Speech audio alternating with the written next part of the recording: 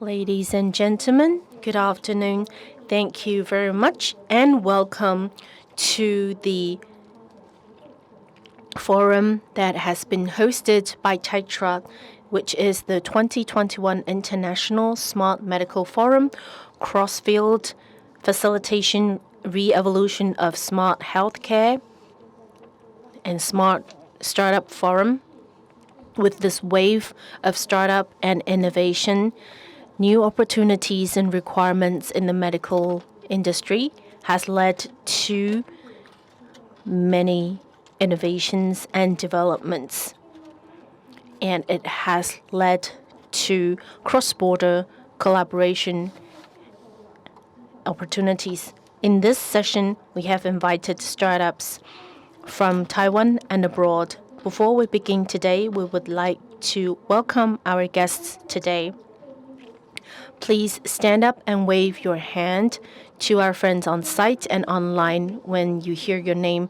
First of all is CEO of TMU Biomed Accelerator, Johnny Tanney.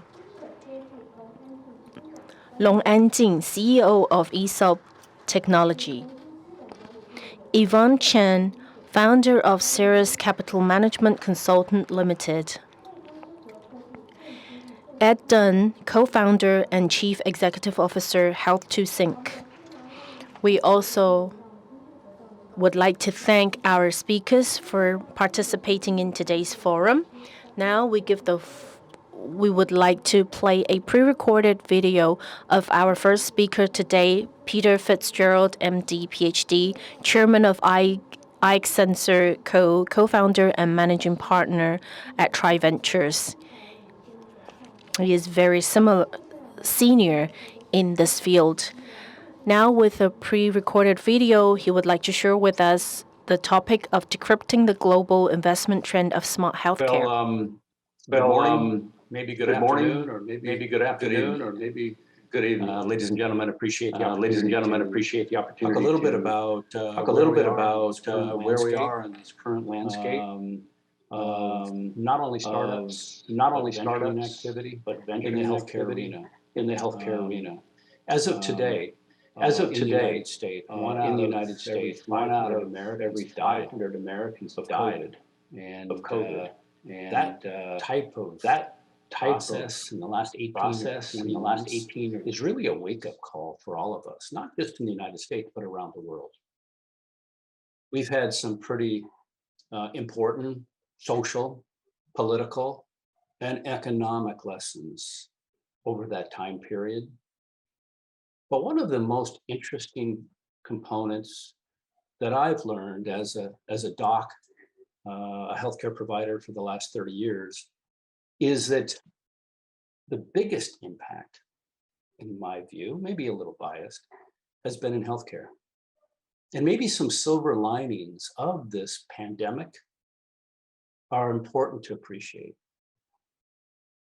This has been an epic observation in and rediscovering of the view of the workflow of healthcare, to adopt new technologies that would communicate between physicians, healthcare providers, and patients.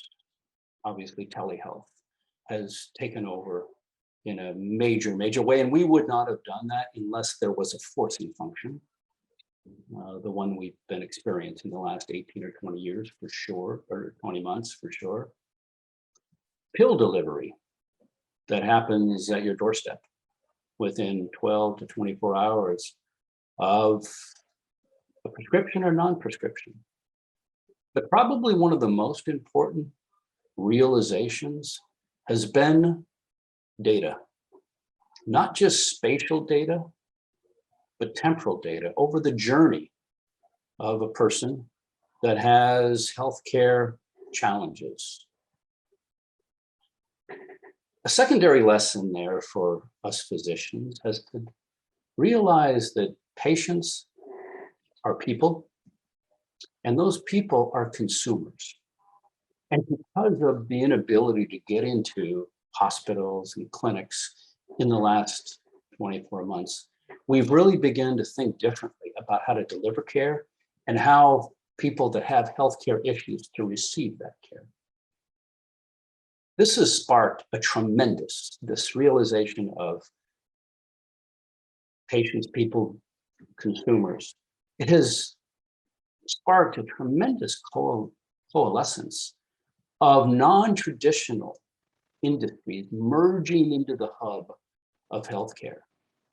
Social media, information technology, retail health, the CVSs, the Walgreens, the Walmarts, and surprisingly, the consumer-centric or entertainment folks, Google, Amazon, Nike, Netflix, because they have a different way of engaging people, whether it's wellness or fitness or elder care, than we have traditionally. I'm an interventional cardiologist, and I just wait till people have chest pain for me to enter into their care.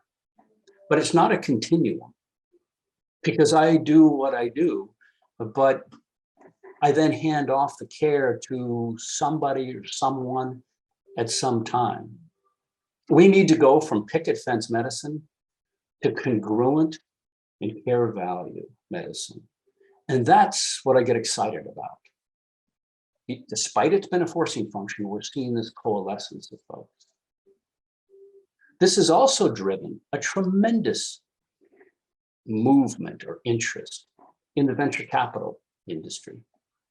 I live on Sand Hill Road. Stanford is at the base of Sand Hill Road. Folks that traditionally have stayed away from healthcare because they're afraid of the regulatory process, the reimbursement process, now are flooding in thinking that they have engagement tools. They're experts, if you will, at some of the data components in other industries, financial, security, oil and gas, some of those other verticals, but redirecting what they're very good at into the consumers of health has really spurred a very different vibe in healthcare that I get very excited about. Those folks know how to apply NLP, natural language processing, to endpoints. They know the value of not just spatial, but temporal data, which is correlated to, if you will, the patient's journey or the consumer's journey.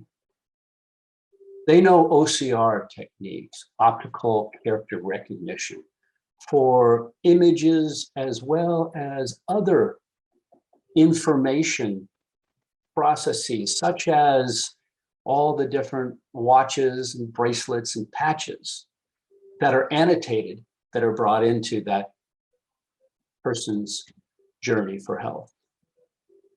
We see the spectrum of healthcare broadening significantly with some of those venture capital involvement and a whole new set of smart young entrepreneurs going after not just the medical devices or the small molecule to cure cancer, but going after wellness and fitness. And maybe actually getting folks to engage in their care before they have that chest pain and come see me. FinTech opportunities, InsurTech opportunities, cybersecurity. Redirect those cybersecurity technologies into healthcare, which we've seen an abundance of in the last 2 years, let's say. Elder care. 1/4 of our workers in the United States are over 55. Compare that to 30 years ago, it was 1/10. The baby boomers control 80% of the wealth in this country, mounting to 2.4 trillion of buying power. So elder care is really an important issue. And that's where you begin to see the unique startups and the venture folks coming in with their non-healthcare, but understanding the power of data, understanding how SaaS can be amortized to those healthcare journeys. And that's a feature set that's really unique. We've also seen the fact that they brought in different accolades.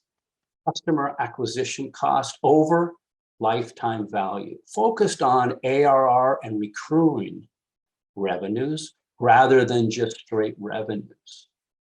Looking at scale indices that are different than we've learned or applied to some of these startups in healthcare. And understanding who's going to pay. Generally, hospitals don't pay. And if you're directing your startup to counting on a hospital paying, please understand how customer acquisition over lifetime value works, because it doesn't work very well in a hospital system. In a unique potential, maybe, but not as a broad something that you can control or something that you can count on. But payers do pay. Employers do pay because they understand in their various levels of employees the cost of loss of work to their diabetes, to their low back pain, or their mood disorders, which is something I actually forgot to talk about, and that is this blossoming of behavioral health issues, partially brought to the surface by this pandemic. But now we've got many different ways. So in the palm of your hand, you can get a psychiatrist, you can get a social worker. And that same effort can deliver some of the pills to your doorstep to balance some of those therapies, those cognitive behavioral therapies, with adjusting your medications. And you can do that from a distance. Again, it's not Blockbuster, it's the new Netflix, if you will. So payers, employers, pharma, and retail health. Follow the money, because that's ultimately how these new technologies begin to scale. So in summary, ladies and gentlemen, I've been involved in healthcare for 30 years as a practicing physician, and I've never seen a time period that has been more exciting than I have in the last 2 to 3 years. This is an epic change, and the forcing function that we just realized for the last 2 years has really accelerated this. And that's what I get excited about for patients, better people, better consumers. Thank you very much for your attention.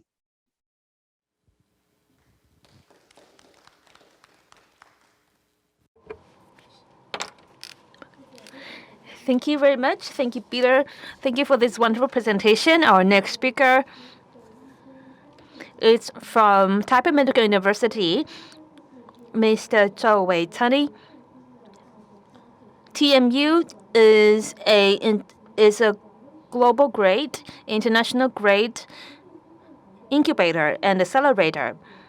This is a hub for talent of all fields to be connected to global biomedical ecosystem. So now let's welcome Mr. Zhou Weitani. His topic is building the medical startup ecosystem with industry players and academia. So I want to emphasize this ecosystem in my topic. So I am the CEO of TMU Biomed Accelerator, and I was studying in Stanford and also UCSF. I'm now working in Wanfang Hospital as attending neurologist. So what is a mini ecosystem, a startup ecosystem? Yes, everybody should have heard about this. This is in high school English textbook. So ecosystem could be big, and at bigger scale, it could be a desert, or it could be grasslands, or really a small ecosystem. For example, in your water tank, it's a mini ecosystem. So if you look at those successful ecosystems around the world, one of it, I would say, is the Boston Biomedical Corridor, connecting Harvard, MIT, these prestigious universities, and also the medical centers, and also the teaching, training hospitals. And also Silicon Valley It's close to Route 101, connecting North California, North Bay, and South Bay. And I would say the Silicon Valley is really an example for people in Taiwan. And how are we going to create a startup ecosystem? I would say Silicon Valley is one example. So if you look at the GDP, in Taiwan, the CGRT growth rates in 1975, we have RCA project and also STB project. In 2008, we learned from Silicon Valley. And of course, the RCA project in 1977 was really successful. That gave birth to our semiconductor industry. And also we have STB and BTB. And at that time, as you can see in the picture, the Minister Chen, he wrote me a book. He had autograph on a book. And in 2008, we had Stanford Taiwan Biomedical Fellowship. So I spent some time in Silicon Valley. I learned a lot there. And also Dr. Peter Fitzgerald. I'm very honored to have learned and studied under him in his team. So I dedicated, I donated some materials to the lab. And following my steps in Stanford, we sent more people to North Bay. That is a Berkeley Taiwan Biomedical Fellowship (BTB) plan. That is because Stanford was in South Bay and Berkeley is in North Bay. So in Taiwan, the ministry, Taiwan Science and Technology Ministry, sent more people there to California. So I think they gave us great opportunity to understand how they operate in Silicon Valley. How do they grow the East Bay and South Bay ecosystem? So Berkeley, UC Berkeley is really the core for East Bay, and for South Bay, it's Stanford, and UCSF is in north of San Francisco. So these three are mid-scale startup ecosystem, and together they are big biomedical ecosystem, startup ecosystem. So the success of Silicon Valley comes from the interaction of two startup ecosystem. One is Berkeley, which because they have more tech push, because in Berkeley they have more engineering study, more engineer students, whereas in South Bay, the Stanford Startup Circle, they start with the need, to look at the demands and needs of the client, and then they would couple the development and also innovation. And of course, Berkeley and Stanford, they compete with each other, and also they collaborate with each other. So I think that is really a good lesson, a good example, for us to learn, because you compete and collaborate sometimes. So for Skytech, that's UC Berkeley in East Bay, and I believe many of you have participated in Skytech and projects, and for BTB, we have worked there, and we learned a lot about startup and also innovation there, of course. And in South Bay, the core will be, the center will be Stanford. They start with demands of the clients. And when I was in Stanford, in Silicon Valley, where I stay, is really close to HP Garage. You can say HP Garage is origin of Silicon Valley, because at that time, in the very beginning, HP, they were developing a radio, a resistance-tuned audio oscillators right here in the garage. So they have made this a dedicated site in memory of this part of history. And of course, a lot of history, a lot of the story have become history, and you can see these references in documentary. So Professor Shockley, he founded a semiconductor company with 8 students, but you can say 8 traders. That treacherous 8, even though they have this nickname, but they later became the founder of famous companies, including Intel and AMD, 3DFX, etc. They came from the treacherous 8. Then Silicon Valley, on the basis of hardware development, they coupled with software development. So there was another group of people. If you say the treacherous 8 lay the foundation for hardware, then the PayPal mafia, they lay foundation to software development. And also Steve Chen is actually from Taiwan. Also Peter Thiel, you can say he is the father of angel investment. Also Sequoia. The investors, a lot of them came from PayPal Mafia. So, of course, one of the most famous person will be Elon Musk, the richest people in the world. He's not only developing rockets, but also human-machine interface. So what exactly does Silicon Valley refers to? So in South Bay, they focus on the needs, and on East Bay, they focus on technology. So a lot of talents, skilled people, they gather here around the Bay. So they are really developing the technology at really advanced scale. So this is something we can learn from Silicon Valley. They're at the front, so many fronts of the world. So should Taiwan become the next Silicon Valley? We've heard a lot of discussion about this, and it's a very similar topic. Whether we should or should not become next Silicon Valley, but there are a lot of things we can do better. So how should we learn? How do we approach, get closer to this state of practice? So we have done some analysis. If you look at biomedical circle, a successful biomedical circle, it consists of medical center, medical school, downtown, suburb, life science companies, venture capital, accelerators. All these are essential. And in TMU, what we are attempting to do by leveraging the available resources, which means we have medical center, we have medical school, we have suburbs and downtown in Taipei City, and we have startups, and we are introducing new startups founded by our professors or students. However, what we are running short of, when it comes to ecosystem, we are thinking, okay, we are running short of accelerator in TMU. We do not have the capital or the environment for startups. So that's why we founded TMU Accelerator. So these are the key components to build a biomedical ecosystem. So how do we approach this state of best practice? The critical mass.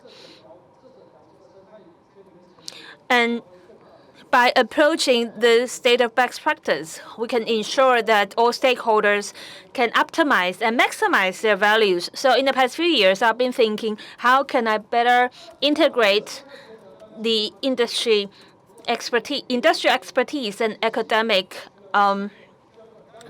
professionalism. But of course, in this process, we need guiding principle. For example, in the Bay Area, they have the technology lead in East Bay and demand lead in the South Bay. And in TMU, after several practices, we decided to go for the demand lead model. And actually, the biodesign community has been popular around the world.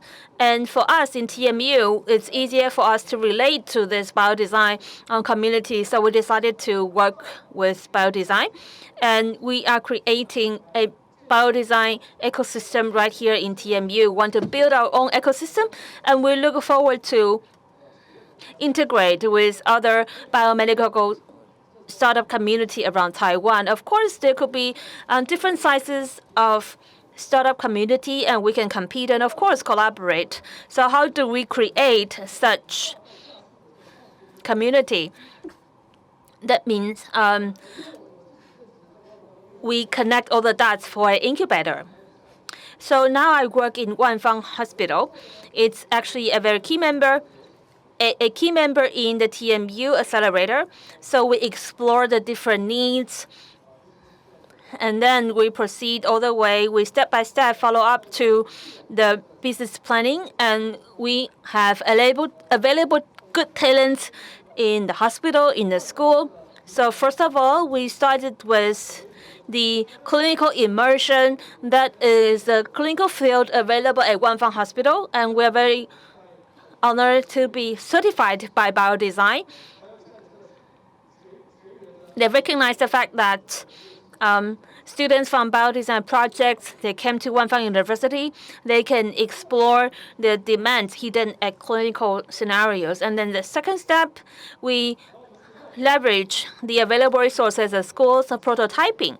In Wanfang Hospital, actually, we already have some clinical experiments, and we're just connecting the dots. So these are for acceleration of the incubators. And the resources are there. It's just spread around the campus. So we are connecting the dots. And now we encourage the students or the stakeholders to be more interested in startup. And then once we all join the community, of course, we can encourage and aspire the students to create the team. For example, we can have seminars. And we connect the available grants. And the accelerators will be talking about this in later slides. We work with industrial collaborators, partners, and some of the innovation actually is implemented in a hospital right away. In incubation, I think among the campuses around Taiwan, there are lots of incubators already. In our discussion with startup teams, actually, you can see they are passionate. And of course, their dream is to be successful step by step and then eventually go IPO. But the thing about starting up is that you're jumping from top of the mountain into the valley, but you don't know if you can parachute successfully. Maybe you just landed right away without the parachute open. So I see you are nodding. What we can do in this aspect is that when you jump, okay, you can say it's the death valley, the valley of death.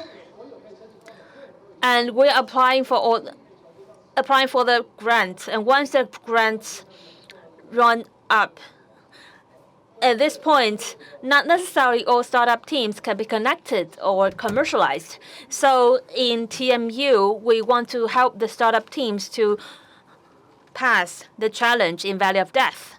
That's when you use up all the grants, but still you're not yet connected or you're not ready to go to the market. Valley of death actually is important in the development of biomedical startup because there are legal and compliance issues you have to get across. And in the design of accelerators, most people can think about the Y Combinator. These are bigger scale accelerators. But as the biomedical startup community grow, we are seeing different tracks. For example, StarXmed or BioDeck, BioTrack. And in TMU, because we're already very good at biomedical fields, so we are closer to IndieBio and StartMed. So that's the areas we focus more. So what can the startup teams get from accelerators? First of all, of course, it's investment. So the capital, without capital, you cannot be called as an accelerator. And of course, you also get mentoring, community, and connections in accelerators, and also market access. And like I said, we are creating a biomedical ecosystem. I mean, it's a real ecosystem, so we are able to provide investment opportunities and mentoring communities, etc. That's our aspiration. And as a biomed accelerator, there are some additional conditions, including medical devices, artificial intelligence, digital health. For these startups, they have specific issues need to overcome compared to general startup because they have higher entry barrier. They need longer R&D time, and they have deeper regulatory and reimbursement hurdle, which means, for example, you want to sell a product in a hospital, actually the application and also verification time is longer than other products. And also we have complicated stakeholders relationships, and we need to solve that or settle that for the startup teams. So this is an acceleration program in the past 2 years. We built a whole range of accelerator mode, starting from goal setting, and we discuss with different stakeholders, and we have a assessment guideline, meaning we can evaluate whether the team needs more, need the capital more, or they need to be connected to overseas accelerators. So that's how we build, we learn from our experiences and build up this model. So first of all, working with different stakeholders is very important, including our staff at the accelerator with venture capitalists, with clinical trials, and with different people. These meetings and discussions are very important for the green groups. And also discovering the needs. The needs confirmation is very important, especially in clinical validation. So the advantages about Taiwan is we say that we have very good medical services, we have world-renowned ICT industry. But why do we have both advantages, but we cannot have the best startups? I think it's because we need more resources in terms of building business patterns, which is why we have accelerators, so that we can take the existing Taiwan resources and really connect them to the startup ecosystem, so that these different ecosystems can really create values for one another. We know our local advantages. For example, our electronic clinical database in Taiwan, we have real-world data, and we have national health insurance database. Our real-world data is recognized worldwide and connected internationally. These are our local advantages, and we have incorporated them into our startup ecosystem, hopefully to create an ecosystem that's really beneficial for the startups. And also because we call it a system, so everything is interconnected. Therefore, we try to connect resources from Taiwan and worldwide. For example, we have Bridge to Mass Challenge from Taiwan, connecting these international resources. And we also work with AstraZeneca and National Biotechnology Research Park, all of these different resources so that we can provide a better startup environment. Now, what we are trying to work on right now is, if you're successful in Taiwan and you're validated, we would like to take you abroad to really expand internationally to the more high-value biotech markets in, for example, the US and Japan. Taiwan can be a base and venture into these markets. So we're working with Rosenman Institute in the United States and Biodesign in Japan. We all have partners working in these two areas. And accelerators are important in the difference between accelerator and an incubator is incubator provides grants, but accelerators will provide investments. So we have a system here to hopefully to invest in more and better companies more quickly and with more money. And this is what we are quickly building up. These are some of the teams we have helped accelerated in the past 2 years, and we are very honored to have grown and developed with them. Of course, so far, we are connected with the international market, so we always have a demo day on the final day of that acceleration. And you can see all these different startup pitches and demo presentations online now. So the big question we all have here today is, how does the industry work with the academia? Now, the reality is, in the process of every new product development, we require cooperation between the industry and the academia. From first the discovery and ideation, we need to create an environment, a clinical environment, to really figure out if there is, in fact, a need, and can this need survive in a clinical environment. So we need academia and industry collaboration to verify this. And when we conduct clinical experiment and research, that also require collaboration between industry and academia to verify if all the hypotheses and all the ideas can really work clinically. And we need doctors and nurses and patients to work together. And we also have in the clinical stage, we have the feasibility and pilot study to pivotal. This all requires collaboration.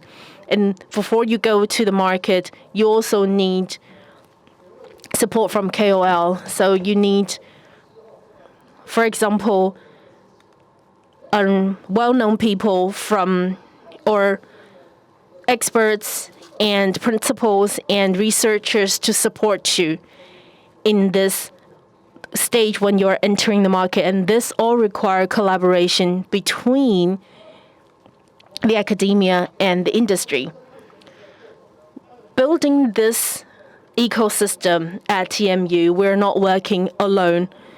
We are working to connect the ecosystems in northern Taiwan. So you can see we situate alongside the Formosa Highway, and we hope that along the Formosa Highway we can connect all the different innovation startup ecosystems, and we form our own ecosystem, and we connect all these different ecosystems into a cluster and work together as academia and industry. This is a quick commercial.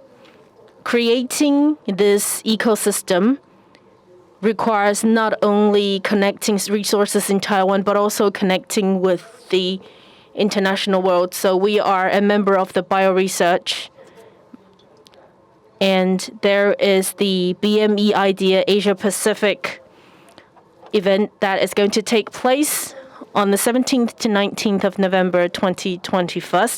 And we are recruiting for our the third batch of acceleration for next year, and we are working with international partnerships so that if you do succeed, we can connect you to opportunities outside of Taiwan. This is the end of my presentation. Thank you very much.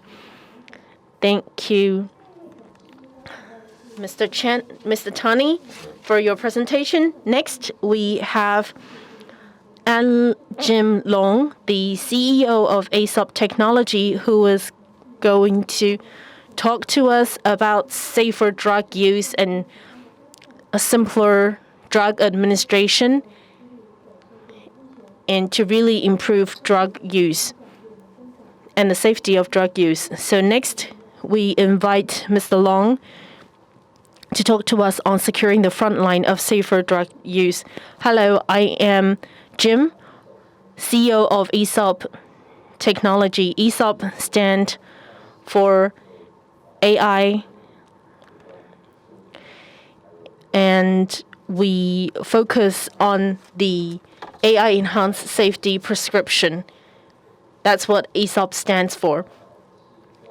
And we are a spin-off of a university, and we have 4 co-founders, and we have a deep connection with TMU. I personally graduated from TMU, and I have worked at TMU.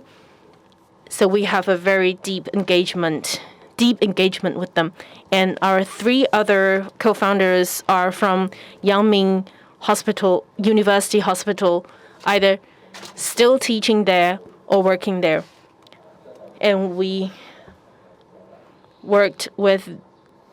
also worked with Accelerators in Taiwan in order to further enhance our connection internationally. 2 years ago, we first participated in the Harvard iLabs, and last year we participated in the Berkeley Skydeck, which also became one of our investors. And because of these very strong research resource, I personally obtained my PhD from Yangming in 2008. I was working at Wanfang Hospital then, and it was something people focused on starting 2000. It was about patient safety. And I felt that I finally found my mission for life. I'm not just working, I am contributing to the society.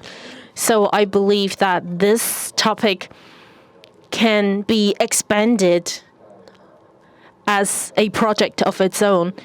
So our Ministry of Technology supported this project for 8 years, and last year we finally established our own company. In the beginning, it was a very difficult topic to approach because digital medicine hasn't been popular until the last 2-3 years. So accelerators from these universities and with grants from MOST, it was a very big help. And with these bootstraps, finally led to a new product this year. And that was when I first felt that, okay, I can really talk about this as a product of its own. And whether I am talking to other people about our products or exploring deeper, I felt more secure. So far, we have collected 3.2 billion of healthcare encounters and scripts, which includes the population in Taiwan and some of the population in the United States. Such a large data is the reality of medicine in this world. Through these data, we can discover a lot of problems and a lot of technology can be applied because we have a medical background, so we were certified by FDA, and we have doctors reviewing these patient medical record. And so far, we have patents that have been passed, verified, certified in Taiwan, China, and Europe, and the United States. And when we talk about the products, first of all, we have a MedGuard, which is focused on the drug safety, safe drug use. And right now in the United States and China, we have about 500 billion prescriptions being prescribed per year, and among which there is a large percentage of medical errors. Therefore, they could lead to 1.5 billion medical errors. And none of the current systems can solve this problem. We can see this prevalent in the news. When we talk to people, everybody found this is a serious issue. And last year when we were sharing our clients, we find that a lot of people may be concerned about this, but they are not interested in this product. And I think it's because when you visit a hospital, it's like when you stand in front of a client and you say, you tell them, this is the wrong way to run a business and you shouldn't prescribe your drugs this way. You need to spend a lot of money and resources to introduce my system. Or if you don't even know how this will work, but you have to spend a lot of money ahead to test it, and you don't even know the cost benefit of it, so cost-effective benefit of this. So what I can say is, if you have a fund for 50 million, then everything can be paid for by that fund, right? So people like our product, but they're not willing to try it. So I realized that, okay, when we're talking about erroneous drug use, we are really narrowing the clinical data down to simple clinical mistakes. So the doctors are administering wrong drugs, which means you have been laboring away for the most of the day on a surgery. But finally, because of the lack of quality or the integrity of data, they tell you that what you have done is not worth the value that you claim. So that is an error in the medical the medical billing errors. So that's what I would like to share with you.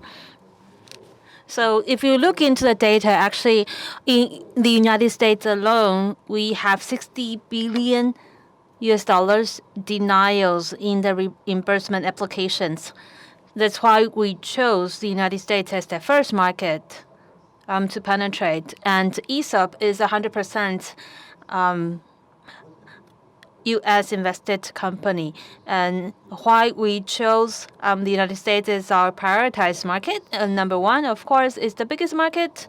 And in its GDP, the medical industry takes as much as 17%. And in the United States, they spend $4 trillion annually in medical care. And if we break down this $4 trillion, among it, there's $750 billion that's useless administrative fees. So we have calculated the numbers, and actually we are confident that we can improve as much as 10% to 20% among the denials. So there are other pain points. For example, in order to improve, all these conditions, like I said, they know there are these problems. They know they have these pain points. In one of my pitches, the leader told me he never saw anything like this. He said if he hires 100 nurses to check all the patient data every day, it's like $5 million. It's really laboring. It's really hard work for the nurses, and they actually did not save much life. And they didn't know actually AI could contribute to this and solve the problem.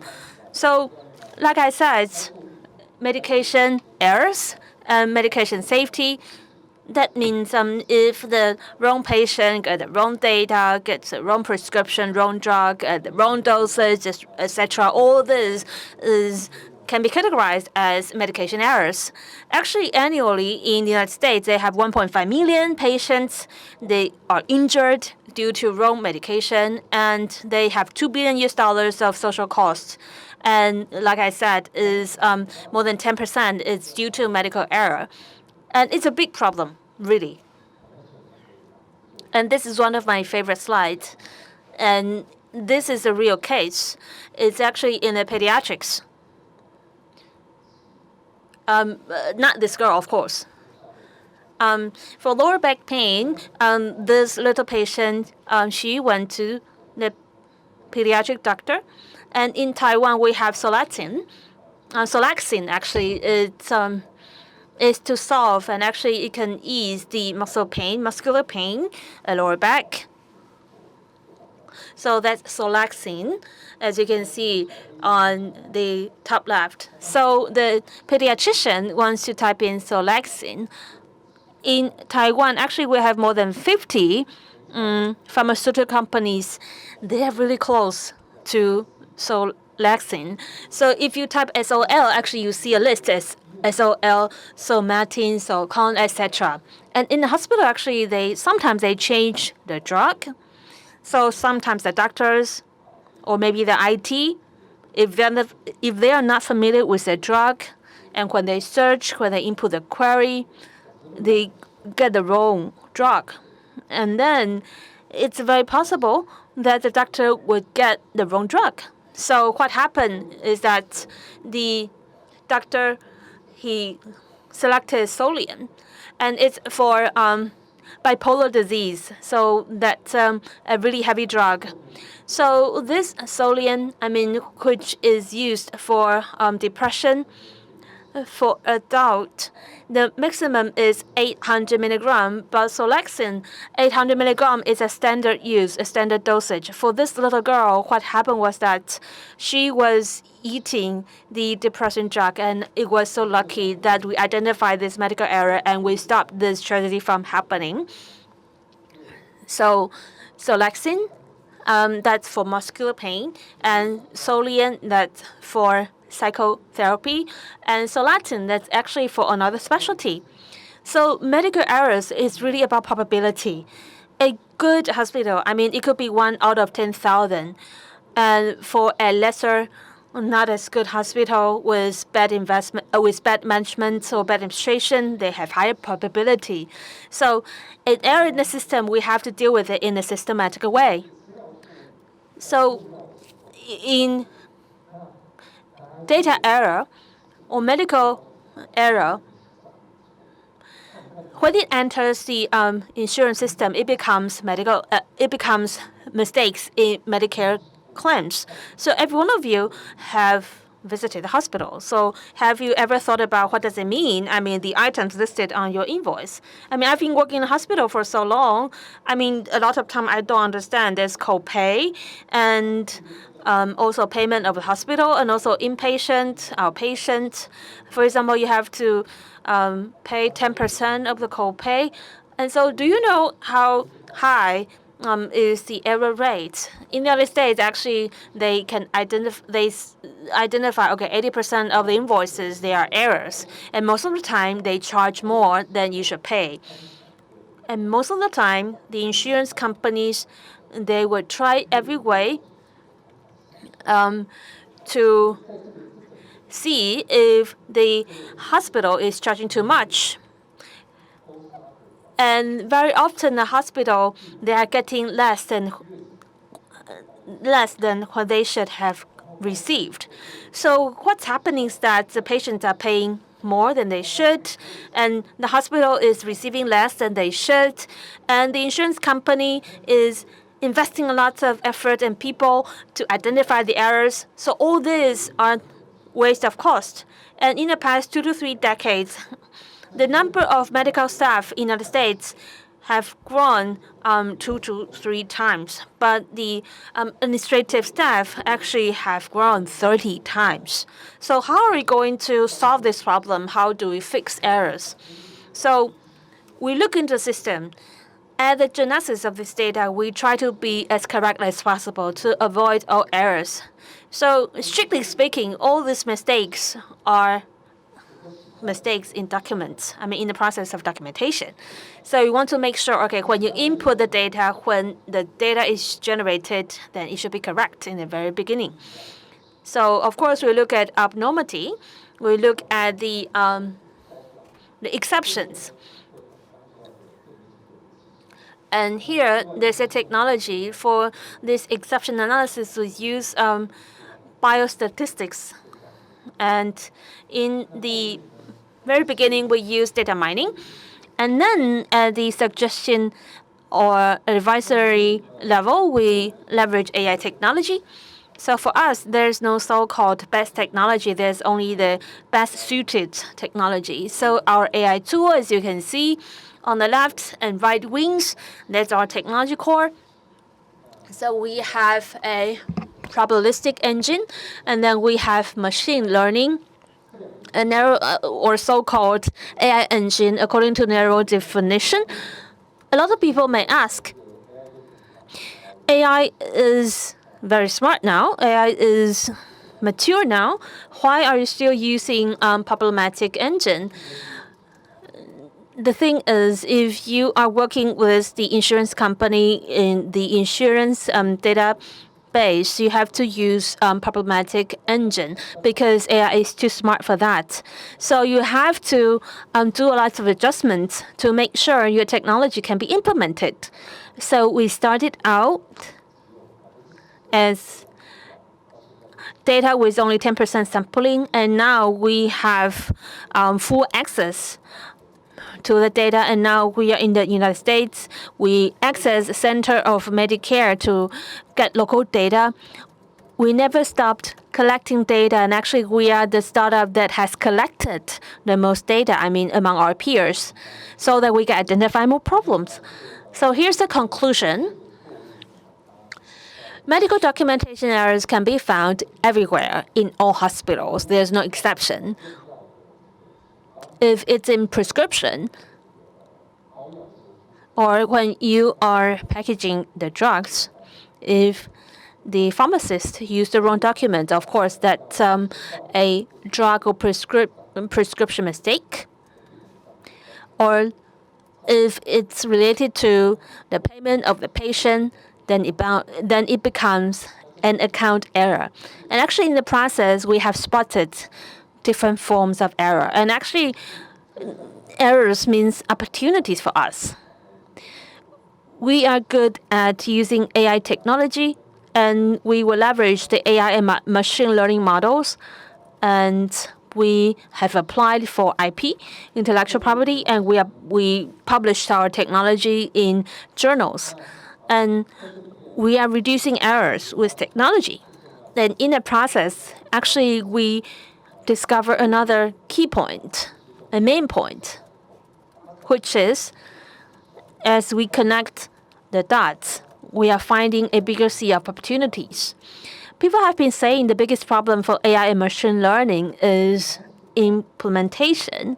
Whether it's nice to have or good to have, I mean, most people think it's not must have. So what does it mean to be must have? That is something that's directly linked to the core of business from companies. So in startups, I mean, most companies, they will say, when it comes to the number of administrative people, the number is less, the better. So in the United States, in payroll, they have a lot of ways to get rid of the manual labor in administrative work. They have a lot of tools to automate all this process. So you see, in the United States, they have there are lots of unicorns. They are making money by starting up companies. I mean, the environment is ideal. They have a lot of toolkits. And such benefits and this economic profits, I think it can be a shared value among hospitals and also ecosystem. And then it will make this AI and this new technology must have. And in this process, as I learned from the startup journey, I would say there's a kind of patient is bundle blocker. They have heart diseases, heart problems, so they need to have blockers in their heart.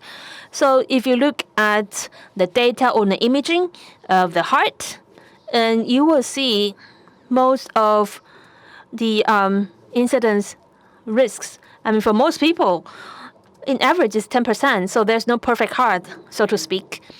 So in inpatient process, I mean, when you stay in a hospital, if you identify just one problem during the application process, for example, LBB, and actually you can increase the payment increase the payment or reimbursement by $5,000. So by leveraging AI technology, you can identify the problem earlier. So most of the time, AI sounds good, but the problem is about implementation. And now we are working with the medical imaging vendor, and they compare the reimbursement and also invoices. They can cross-check the images of the patient. So as we discover more economic benefit in this technology, we can make AI a nice to have. Not just nice to have, but also a must have. So in AI, we are not just making money, but actually by making money, we are driving down the cost of administrative fees and at the same time improve the quality of care. And last but not least, let us have high expectations for the development of ESOP. Thank you. Thank you for sharing.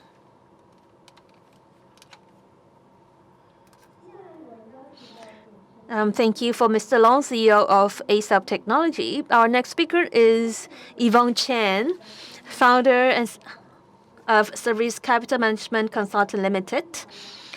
She has vast experiences in investing biomedical startups.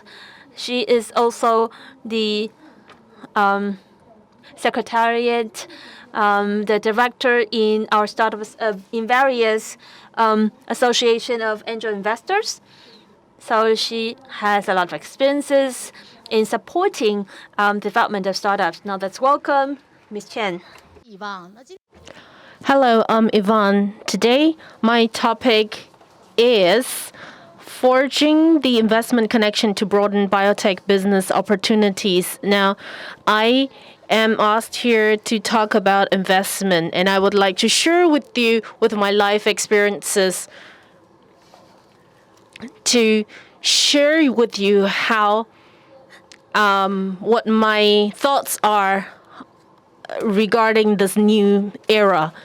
And I guess this is a mission this is my calling, and I would like to expand in the world. I founded Ceres with my co-founders, and we have a lot of experiences. In the past, in the 80s, the venture capitalists and startups are very different from this current stage. And we believe that accelerators and shared spaces should be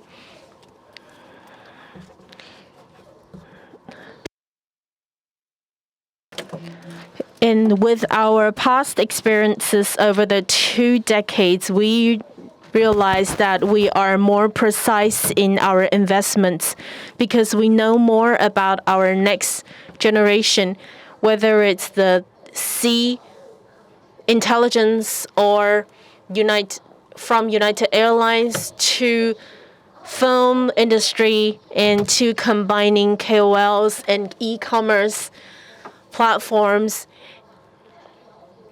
And we started bringing this Youhao to this company to the stage.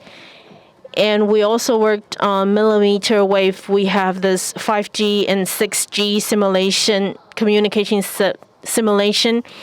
So you can save more time in your trial and error. So we also have Fox paper in these various different companies. I am personally very honored in 2020 was invited by my alma mater, which is the Pittsburgh University, to become their global consultant. So in terms of M&A and investment, risk investment, I am more experienced in this field. Some listed companies, they look for a spin-off. And talking to these universities or companies, the commercial market are also our advantages. So I believe that's all my successes, which is why I'm able to stand here in front of you today. And from the past, we look at 5G and IoT or the application of AI in medicals. 6 years ago, I talked about applying AI to medical. We can see the medical industry is now embracing this new technology. We have this magic number, which is 21. It's very difficult to change a habit, but if you repeat something for 21 times, you have a higher likelihood to change. And we can see Health to Think is a company that we invested in before. So because I moved from an engineer in Taiwan to going to Silicon Valley, just like the Silicon Valley history that was shared by Joy earlier on. And I went to Wallace and finally came back to Taiwan. And then we started investing in Southeast Asia. We started the Hanning Venture Capitalist.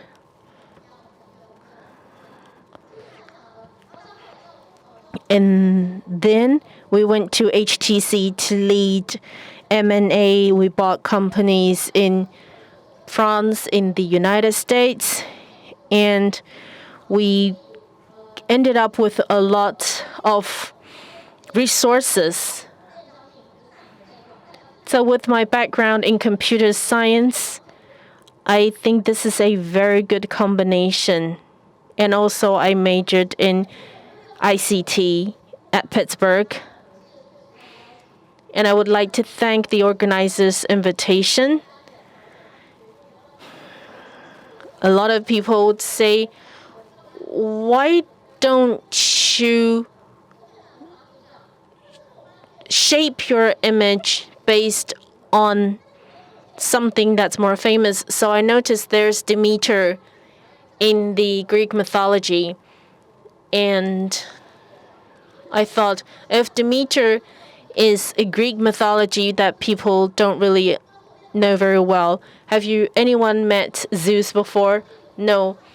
So in Roman mythology, there is a goddess called Ceres because the Roman Empire dominated many places, and we've all ate cereal before, which is a word that came from Ceres. And I read Ceres's story, and I felt that it's very similar to my own background story. So we connected the dots and wanted to make more things happen. And to share with you, people say, when I was talking to doctors before, I need to stand straight. They think that engineers are inferior to them. So it's very difficult. I admire TMU Accelerator, Biomed Accelerator. There is a book that is called Bio Lady Legend. And in this book, there are the stories of many famous women who have succeeded in Biomed, which is why we're called Bio Ladies. And it talks about how we look at from the investment angle. Even when I visited the Academia Sinica, people would say, how can you support all of these different researches? I think in this new era, you need to look at research across fields. And I was asked and invited to work on a talent circulation alliance, trying to empower women with digital economy competence. So in 2019, this alliance began some talks in different places, and we talked about women equity from different aspects. According to data 2 years ago, if we have less than 20% of women entrepreneurs out of a room of directors, and we have a very famous, during one meeting, a famous VP asked me, do you hire idiots?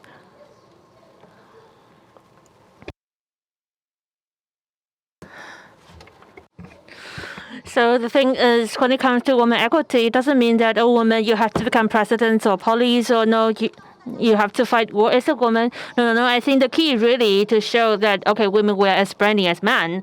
Okay, we're as smart as you are. Maybe not as exactly smart as you are in IQ, but we're very good at collaborate as a team. We have this mother nature. So you see, as a mother, you want all your kids to survive. So you're going to feed all your children, right? And we focus more on team works collaboration. So you look at, okay, what are you running short of? We will try to balance. So as an investor, a lot of people, they doubt, oh, Yvonne, are you really successful? But you see, it takes time and it takes the number to show that I'm successful. So in 2002, I was talking about our cybersecurity. There was a startup, and when we were investing, the market value, we thought, I mean, it's a SaaS model. It's it used chips. I mean, it was really an advanced technology at that time. So we invested it. I mean, I'm going to share with you the details later. But at that time, people did not know about, I mean, they're not familiar as software as a service. So most of the time, the investors, they will ask, okay, what is your target audience and what is your model? And Amazon, you see, that is a great example. So capital knowledge, and when I invested in that company, I invested about, I mean, the market value, we thought it's about $6 million NT dollars. $6 million US. And my co-investors, they thought it's too expensive. And because I mean, in the past, after all, I had more American experiences, so we were richer, so we had deeper pockets. So that's about $2 billion US. That's their current market value. So you see the business model. I mean, if you're doing global branding, you need to become the unicorn. But as long as you can penetrate one niche market, and as time passes and you scale up, you become the next Amazon. And as we've seen that they are doing patient history digitization management. It's just an app. It started with an app, but I recognized that they have wonderful platform. So I invited the founder to present to us how they analyze the data. So as I was discussing with other VCs, they're saying that, okay, this is an app. They thought there's high failure rate for apps, but you have to look at the back office. And I looked into, for example, the patient records management. It's not just about the prescriptions, diagnosis, but also the behavior. So I talked to a doctor. She is an expert in endocrine, and I asked her, how come this is very important? And she said that for diabetes patients, at the end of the stage, they will have to go kidney dialysis, and they will even have kidney failures, and also their the extremity of their limbs. I mean, they will get all the problems. So for them, these doctors, you see, if they need a solution, they go to the system integrator. They have ready-to-use solutions. It's totally different from having a systematic development with professional engineers. When we invested the company, in the beginning, they only have thousands of patients' data, and now they already have 700,000 patients' data in the database. So data is something that in the beginning you don't see the value, but once you start accumulating the data, they become more and more valuable. So okay, I'll try to speak slower, but what does it mean? What does it mean to invest in a Biomed ecosystem? So whatever candidates, I always ask them, what was your passion? What was the beginning of your passion? The genesis. I mean, why you wanted to start off. For example, the option view, they had a measurement instrument. And size, I mean, at that time, it was the dominant company. And this startup, they thought that it's a digital era. They should have digital design. For example, they can improve the definition level of the images. It could be, for example, it could shorten the time of interpretation from 40 minutes to 20 minutes so that they can deal with, I mean, they can cure glaucoma patients better. And for size, I mean, their idea is that they are selling the first generation products. Finally, they are making the numbers even. And now you're telling me, okay, I'm having a next generation product. It's almost impossible for size. So they don't want to. I mean, in the beginning, they proposed to their own company, but the company couldn't accept it, so they decided to start up their own company. So Fumi and other investors, I mean, we had a discussion. Also, I talked to some eye doctors. I asked around their opinions, and I really have to say, and you see, the value of life in Taiwan is too little. Maybe it's because of our insurance system. In Taiwan,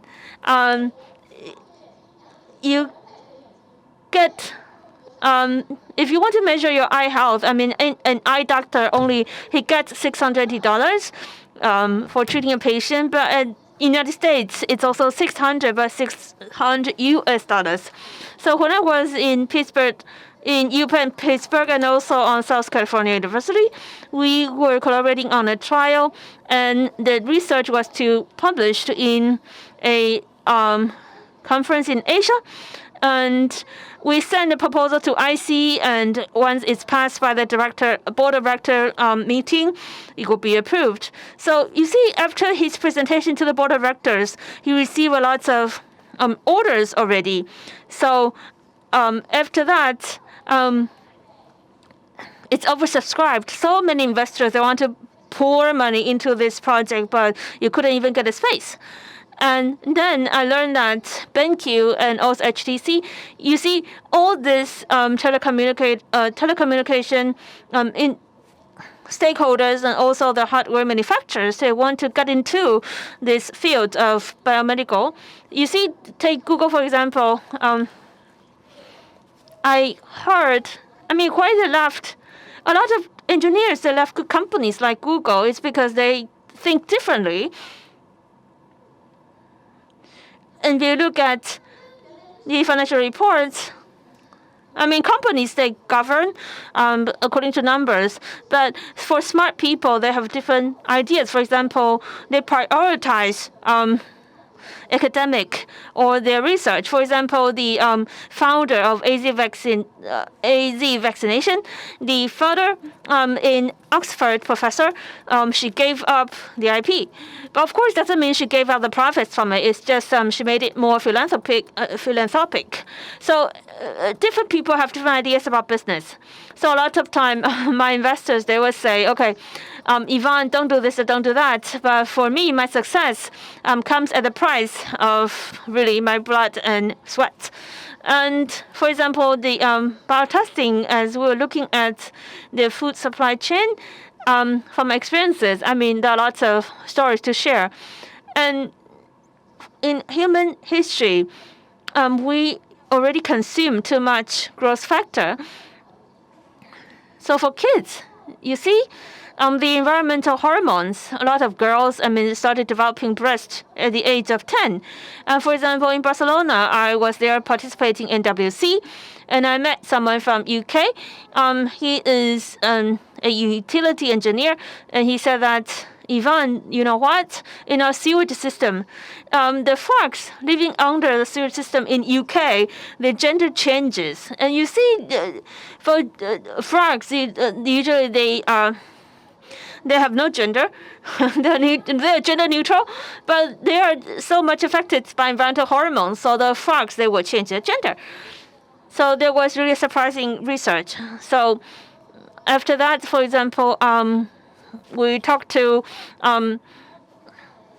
some companies in Guangdong, and also they have worked with L'Oreal for 3 years. And also we talked to the Medicare Authority and also Dacheng, the president.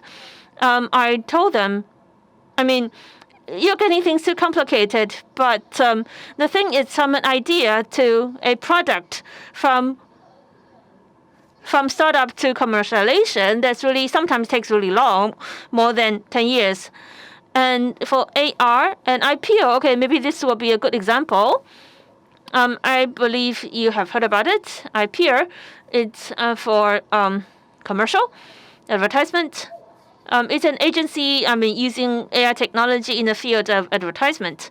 So the founders were Zhihan and Winnie. They're a couple.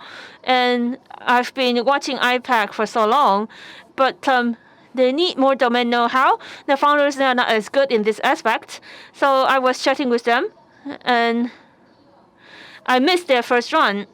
At that time, I remember I had an investment from Alibaba that's about $100 million, and because they're expanding in they're expanding in Japan. And at that time, their market value, the estimate was $19 billion.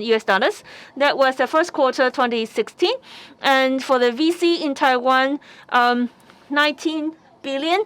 A lot of VCs, they would be scared. They wouldn't be willing to get this amount of money.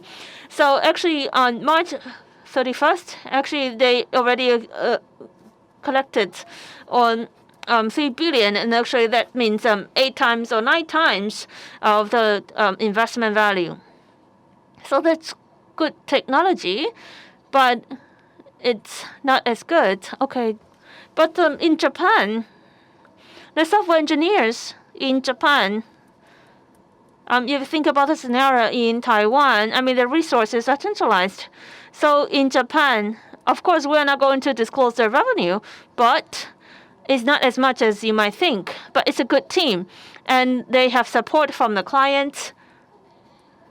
So as long as their clients are happy and you have a good business model, and of course, we want to avoid legal issues as much as possible, so that's IPIT. So next page. What is next page? 所以这是 IP， 我们在投资 IP 的时候。So when we were investing IP, that was 2011. That was June, and this is my slide. So I think the highlights of the story I just share with you is that from an investor's perspective, if I use the Amazon graph, for example, I don't know how to return to the previous page. You see, Amazon was founded in 1994 in Seattle. In the beginning, focused on e-books, digital books. But they only started making money after 10 years. They started making money only after 10 years. And now it's really the best money-making company in the world. And the market value is already $1.66 trillion. So that's really a very good example of SaaS. And so it's all about timing. And as long as the clients are happy and it's easy to use, then yeah, it will boom. So everything should be focused on people with human experiences, and everything will be easier to develop.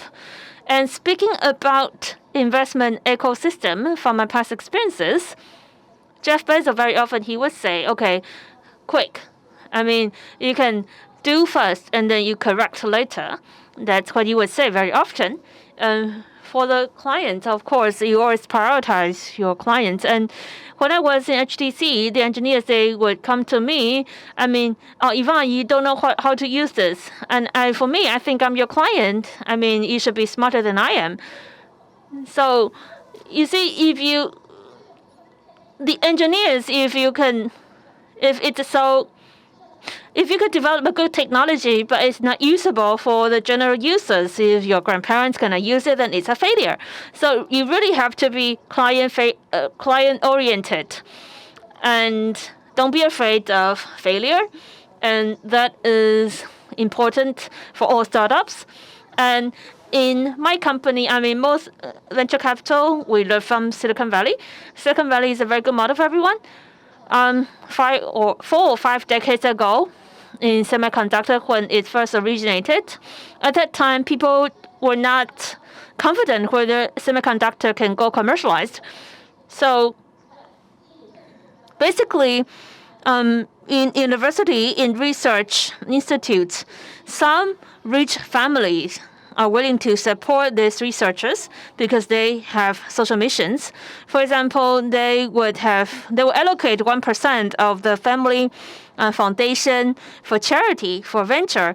So that's for the common good of all people. So that's the genesis of venture capital.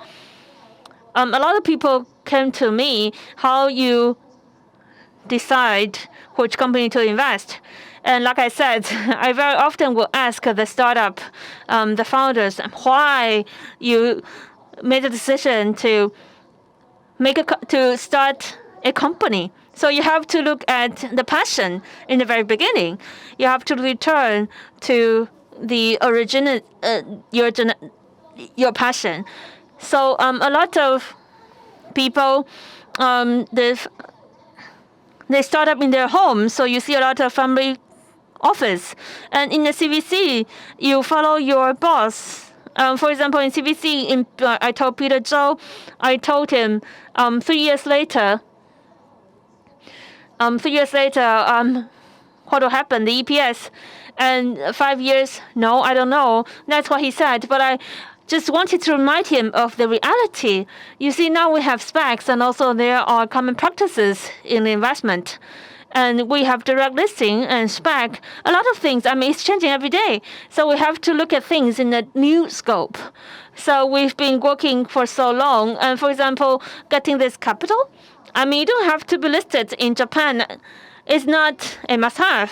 But you can go IPO in Taiwan. Well, if you go to the United States, that's NYSE, that's for global branding. That has different meaning.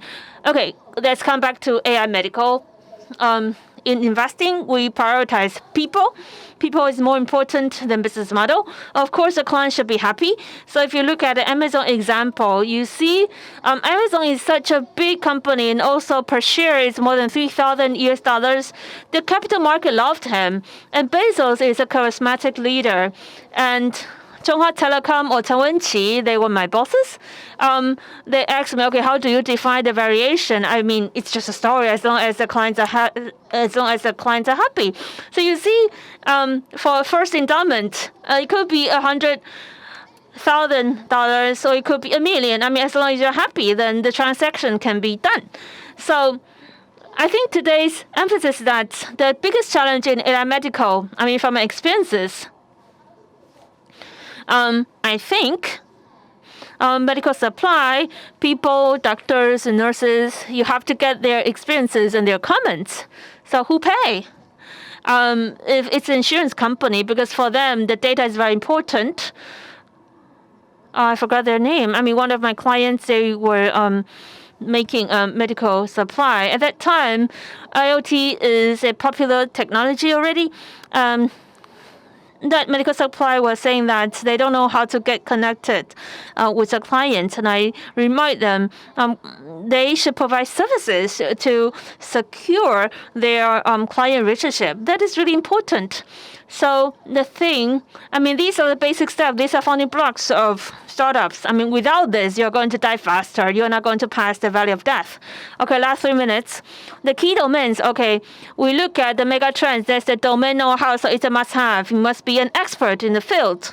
So it's about, okay, your engineers, they are smart. No, that's not enough. It must be of easy access to the medical staff. And then you need to have enough data. Without enough big data, you cannot do proper analysis. And last but not least, it's about time. You need time, and you need to be supported with capital, whether it's welcomed, embraced by the market. And it's not the demand you see now, also the future pain points. So as long as you can identify these components, these factors, and they are settled, then you're doomed to succeed. So like all you here, I think here, as you can see on the slide, because we still have some time for discussion, I would like to share with you Signal. It's from one of my best friends. It's about anti-pro milestones. So it's the in a heart disease, actually, Insight-Pro, actually, there are 3 cores. Patch, you see, one thing is that whether your algorithm is correct, if they are capturing the right data, and is the data convincing? For example, do doctors trust the data on this analysis? Once, even though you have a good model, but people are afraid of mortality. So from its genesis up till now, in the beginning, they spent 4 to 5 years to develop one client. But now in Southeast Asia, even though it's still pricey for some, but it's been spreading all over South Asian countries. And the if they can sustain, the longer they stay in the market, the more data they accumulate. Actually, they gain more precision. And also, iRhythm, the market value is more than $2 billion. And also, this is when I was a mentor, I didn't know what happened. I was telling them, okay, this ecosystem, they are doing mRNA, this mRNA. Maybe if we get the right people, I can introduce them to the TMA, the accelerator. And this morning when I just woke up, I shouldn't talk about it. I was really the director in a lot of evaluating committee. So I saw, there was one startup, they have this new idea for nurses. They can work better with AI. So today maybe one of the reflections, I hope after COVID-19, people have different ideas. And also digital transformation is not at all difficult. It is now. And it depends on your perspective. And also look at the aging demography. And also life, soul, balances. A lot of my classmates, in their 40s and 50s, they committed suicide due to overpressure in work. So stay alive is really important. And also quantum physics, quantum medicine is very important. So sustainability of Earth is really important. And here, I know a lot of you, you have more expertise than I do. Okay, so for this vibration, this energy balance, and also the universe and the harmony of the human world. So here in this Chinese relics and I Ching, the only thing that doesn't change is change. Thank you very much. Thank you very much, Yvonne Chen. Thank you for this wonderful presentation. Next, we invite Ed Dunn, co-founder and chief executive officer at Health2Sync. They have smart technology for medicine combined with AI and achieved great achievements and good results in Japan and built the largest platform in Asia Pacific. We now invite Ed Dunn, co-founder and CEO, to present to us on digital therapeutics and personalized chronic disease management. Hello, I am the co-founder and Chief Executive Officer of Health2Sync. Today, I would like to talk to you about what we have experienced in the past 8 years of our startup and the problems we're trying to solve and the go-to-market or partnership projects that we're working on right now.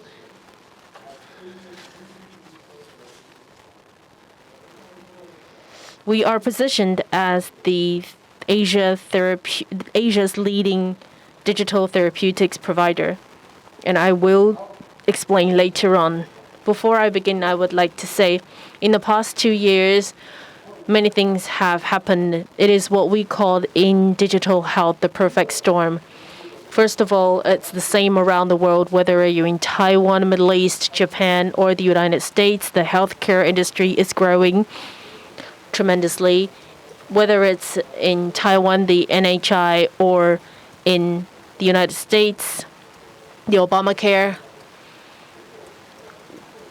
If the tax system or the NHI system does not change in Taiwan, we will be facing a lot of issues in Taiwan. So the point is the cost is increasing, and technology and mobile technology has access and delivery of healthcare has become easier. Whether you're in the United States, India, or Taiwan, the delivery and access is the same, and it's all improving.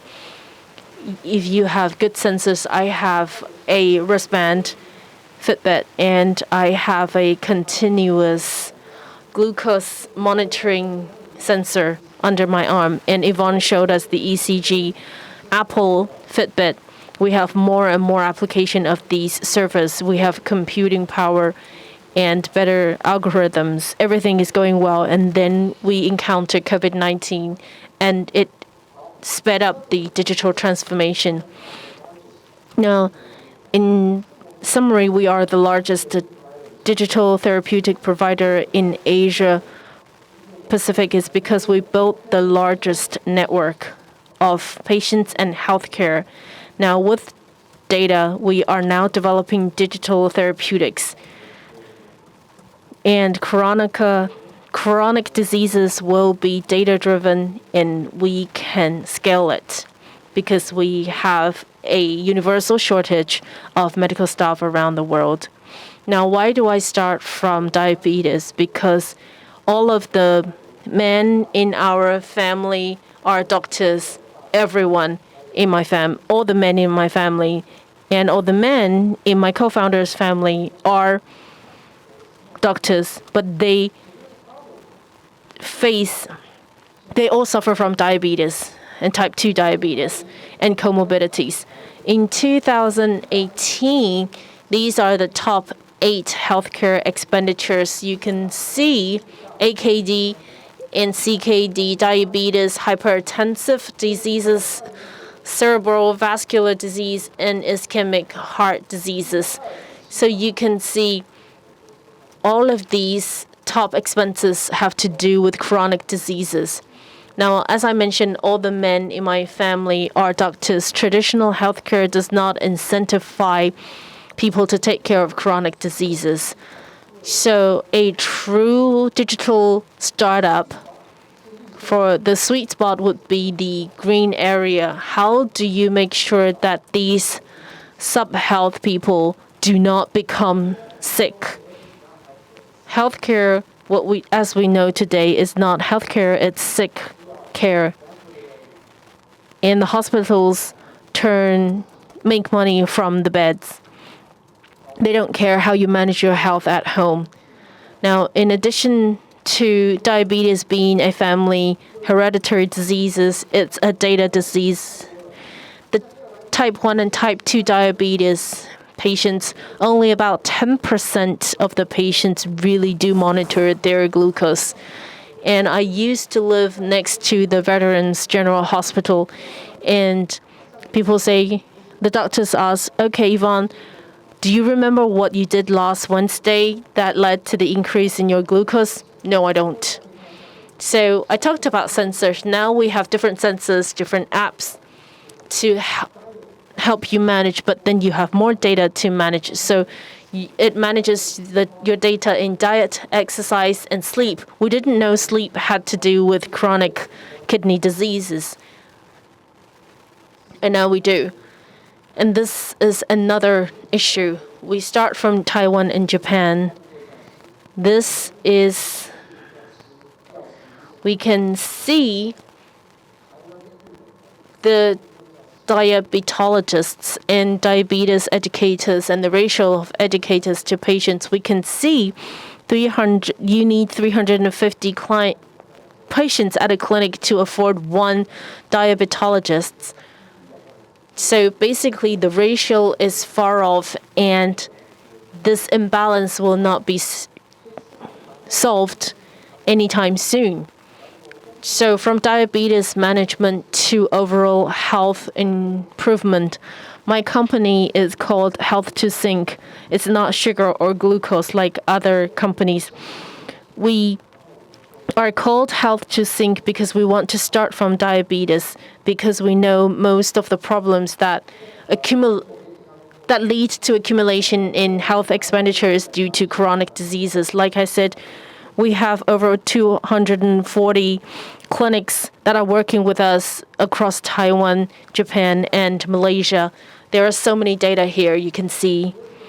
In addition to lab data and prescription data, I talked about the different sensors that I mentioned. All of the data that are contributed by these users, we can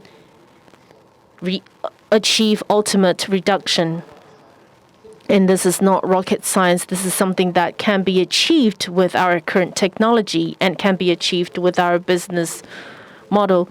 Let's talk about digital therapeutics. What does it mean? First of all, it's the fourth wave of digital healthcare.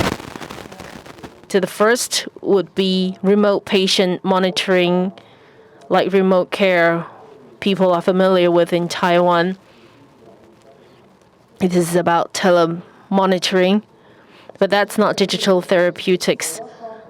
The definition is robust software and algorithm capturing real-world evidence and contributed by patients demonstrating effectiveness in disease management of a software. So the software itself in some cases become the therapeutics. For example, when you play an online game, the game itself is therapeutic. So digital therapeutics is the fourth wave of digital healthcare. In 2006, I talked about digital therapeutics in the company. 90% of our employees don't understand it. In 2019, Germany passed a legislation. If you generate evidence through your app, you can continue to enjoy the co-payment.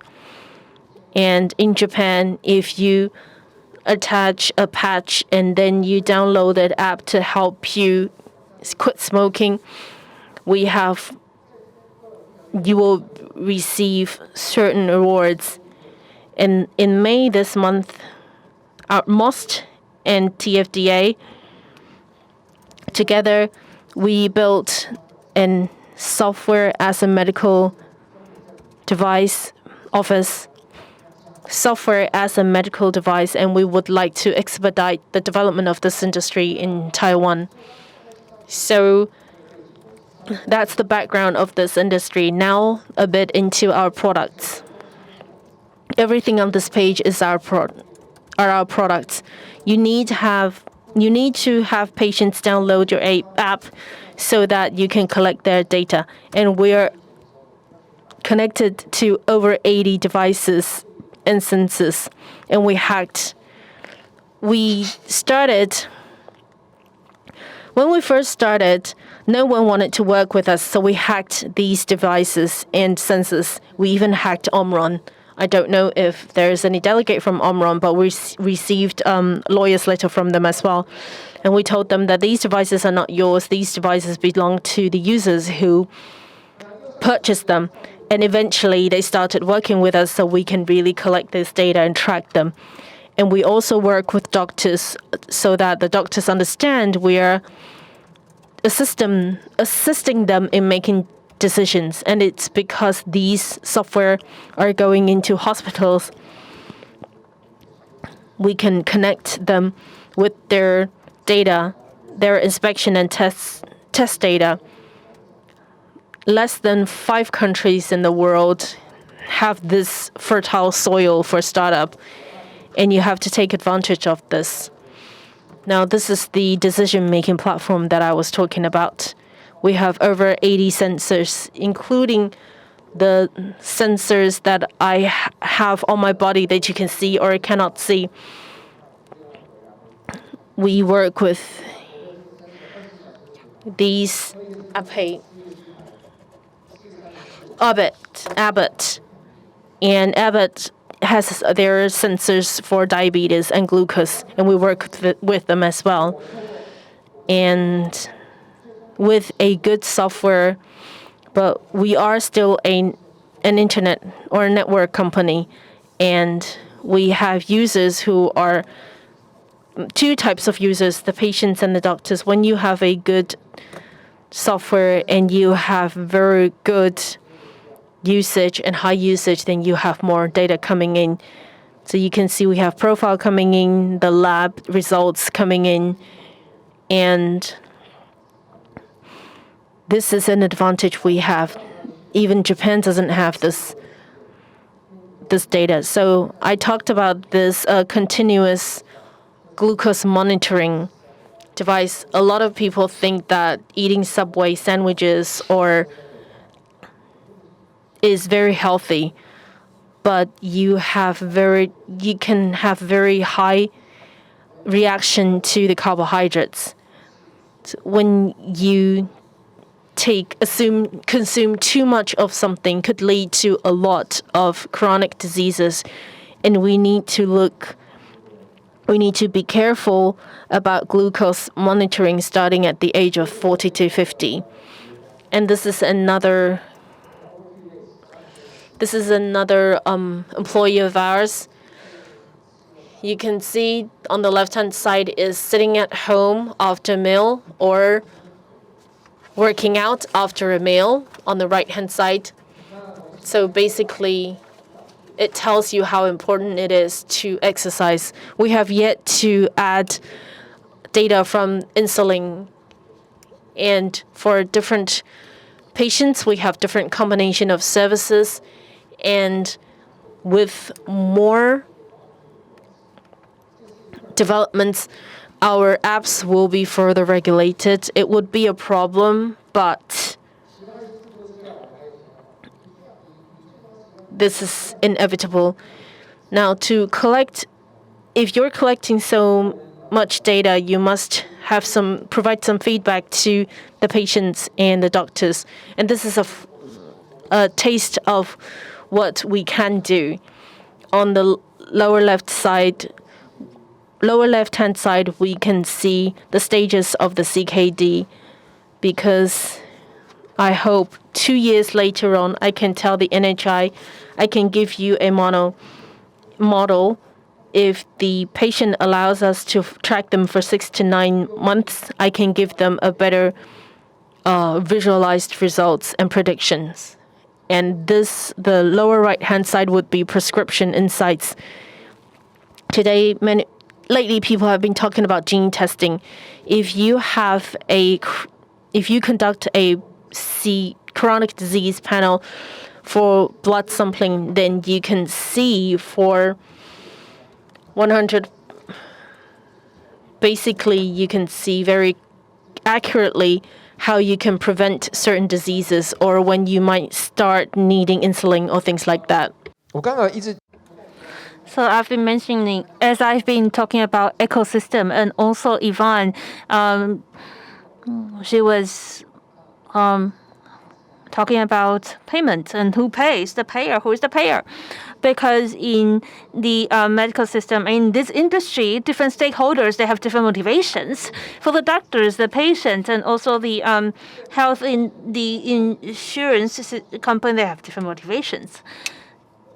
So for us, we spent almost 6 years to figure out how to penetrate these stakeholders and understand their motivations. So who pays in the medical system? That is really the insurance company or the national insurance service. So in digital therapeutics, we believe that in the future it will be reimbursed. And we have told the TAD this is exactly what we are aiming for. We want to apply to the Ministry of Health, asking for recognition in payment, and then we will negotiate with the national insurance system. In the journey of a patient, there's a lot of tentacles, you can say. So they use a lot of monitor services to monitor their blood sugar, etc., or glucose, etc. So if you download our app, most likely you will receive an invitation code from the vendor at the clinic, and actually you can do different things in your home. Last but not least, I think the most important thing is that as a digital startup, I think real-world evidence and outcome, these two are really consuming factors, and they are really important. And we are very lucky that in May and July we are published in JMIR, more than 2,000 patients. Based on their data, we prove that what's the difference between using or not using the app. And of course, those with the app, they have better results. So in Taiwan, we identify more than 600 diabetes patients, and then we quantify the result, the progression of their diseases, and the performance. If you look at the performance of a clinic, if they use our app, actually the result is better than the official network. And this company actually, it has been acquired by Google, the first in the world. The Fitbit, it's been acquired by Google. And actually this company has to think, we are using the Fitbit data to do diabetes studies. And now the medical journals around the world, they want to publish such research. For the chronic disease suffering patients, if you ask them to exercise, if you cover exercise as part of their prescription, actually they are recovering better. So conclusion is really with whom? And in the very beginning, we look into the world. That means you need to accumulate enough capital and big enough team. And in our company, we only have like a team of 50 people. How are you going to expand to the Middle East or Colombia in South America, maybe someday Turkey? So we need more partners. So now we are looking into partnership with big pharmaceutical companies around the world. We have signed a contract, and in the few years to come, we will be discussing how to divide the interest of the profits. And in the medical industry, it takes time to prove because they are so conservative. Honestly, doctors are gods in this industry. Japan, right? So it takes time. It takes time to 说服 doctors. It takes time to work with them. It takes time to build credibility. It takes time to collect data. But 当我们从糖尿病切入以后 So as we started with diabetes, and now we see that the entry barrier to penetrate other chronic diseases will be lower. And with the data of blood or maybe urine, I mean, for these samples, already is available in the system. So the entry barrier is relatively lower compared to diabetes. And for me, the thinker, I have all these ideas. Of course, I have to rely on my partners. For example, my co-founder, she studied in Stanford, and our GM in Japan, he has worked in Medtronics, in pharmaceuticals. And also in recent years, we are connecting with executives in global pharmaceutical companies. We ask them to be our advisors because it's not as easy to master the domain know-how. And if we want to be reimbursed by insurance services, then the pharmaceutical companies will be our clients. So we are on the right track. So if you can find the right investors, I mean, of course, it will be really helpful to stay sustainable. Last but not least, we sincerely welcome anyone who is interested in the field to work with us. So this is my email. We are looking for partnerships, distributors around the world, especially in Japan, Asia, and the Middle East. Thank you very much.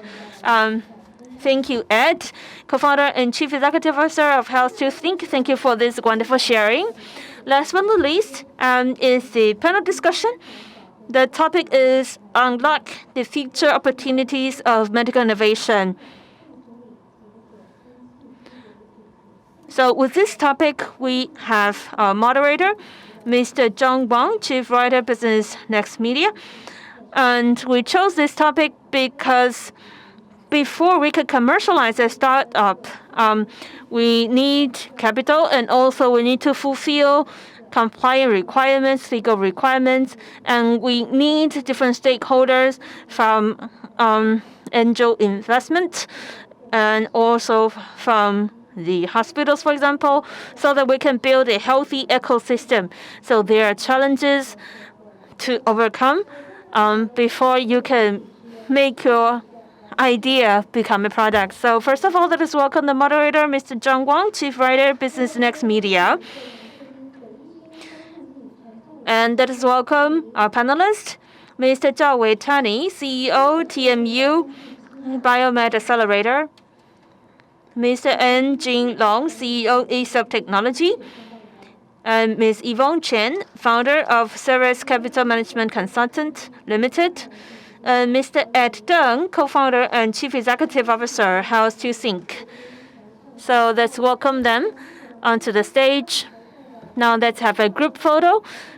Please stand closer at the center of the stage. Let's take a group photo.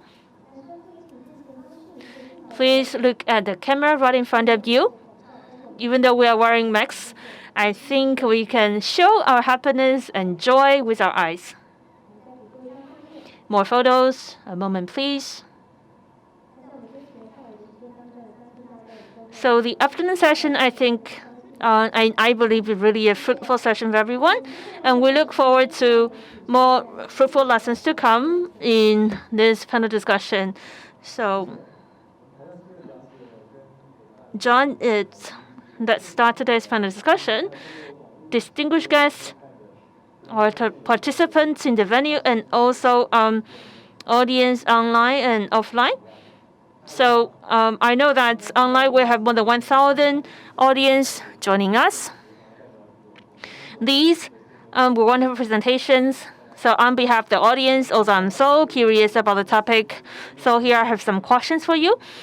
And looking at the panelists, I think it's a very interesting combination. We have representatives from accelerators and investors. These are really, your opinions will be much valued. So yesterday, actually, I was hosting a panel discussion with superintendent from National Taiwan University Hospital, with representatives from ASUS and Amazon, actually. So my first question to you would be, as we delve into smart medicine, it's a big umbrella, but actually under it, it's a cross-field integration. First is ICT, and ICT is another umbrella. It's also a big term. It covers hardware and also AI.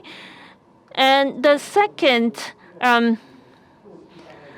block to be integrated will be medical industry. And in the past, people thought, okay, this is prominent because all the smart people, they go to the medical school and also the engineering school. So we have the smartest people. And then secondly, in Taiwan, we are really famous for chip making.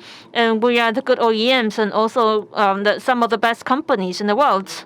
And of course, in medical care, Taiwan is famous for that. So you see, we have talents ready. We have the business scale ready. So it looks like we have great opportunities. But of course, there are still challenges. For example, if you look at the TMU accelerator, like you mentioned, I think that was really a good example.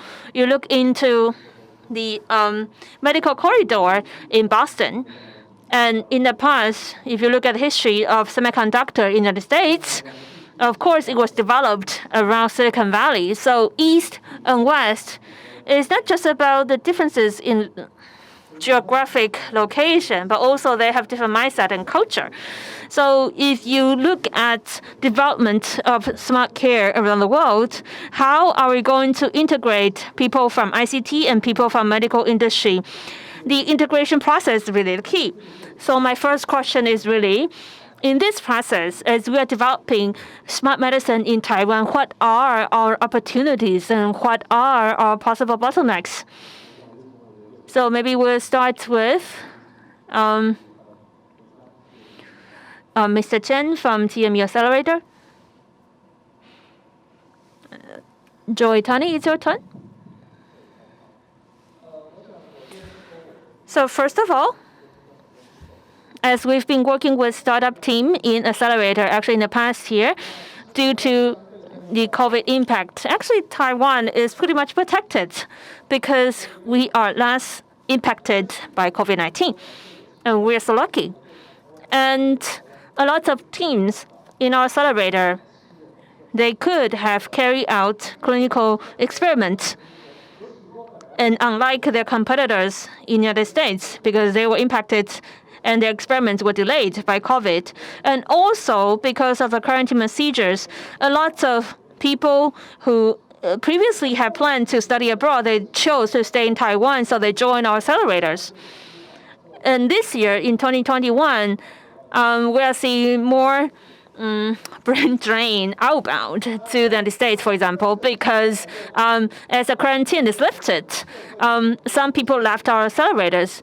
And at the same time, while seeing the resources, whether capital or other subsidies, have been decreased because the pandemic is now is at an easier stage, I think it's not a good sign, because we need to maintain this high level of dynamics in our startup so that we can be better connected with the world. We need more resources to interact with the world. So I really want to keep the smart people in Taiwan. Actually, 1 or 2 years ago, there were lots of challenges to get ourselves connected to the world. And actually now, under COVID, I think I'm still pledging for more resources to keep the smart people in Taiwan. So next, let's have Jim. How do you look at the integration of these two fields? Okay, maybe you can change the microphones. Thank you.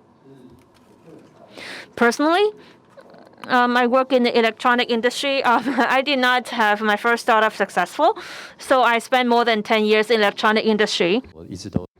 But over the decade, I have been a very important contact window for some of these startups and these companies, and I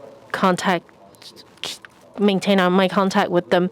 After I started my own company, in addition to the ICT industry, these companies, they really attract people, so they really attract really good engineers. And also, a lot of people ask me lately whether it's the top 5 electronic companies or these really large ICT companies, their client penetration around the world is very strong. For example, they asked me this insurer pen, and a lot of companies do OEM for them. So when they're asking about medical regulations or data quality in Taiwan, you can see that there are opportunities, because we see AI and machine learning, especially applied to digital health, will lead to less and less mega companies. We have lots and lots of different solutions, and these small companies may form alliances, and which is very different from these OEM manufacturing in the past, which can be very capital centralized. So if you find good connections and you find good solutions, and you will find the market that you can best address. This is something that Taiwan was really bad in the past, but now all of these companies that have really good market penetration, companies around the world, especially during the COVID period, can see opportunities. And second is that we say the data from NHI is really good, but we don't know the real quality of it.